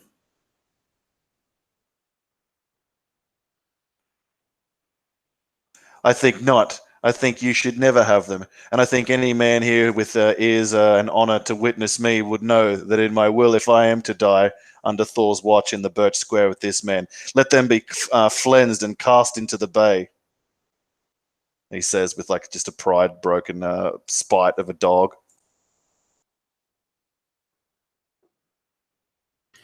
We have a man who is rune-wise here who can make a proper deal, settle proper terms. Yes, I accept, says Halagrim. I would have it before his mother can interject and override him.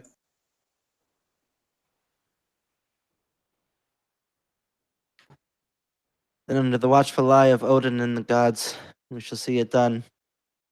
Rake will step forward. Tomorrow I will kill you, says Halagrim before he storms off with Svein. And that's where we'll end this session, and we'll play again in a fortnight and start it up with a brutal Holmgang that may or may not see a new character again into the game. Yeah. Thanks for playing, guys. That was rad. Yeah, sick. Thanks. See you next time if you watch.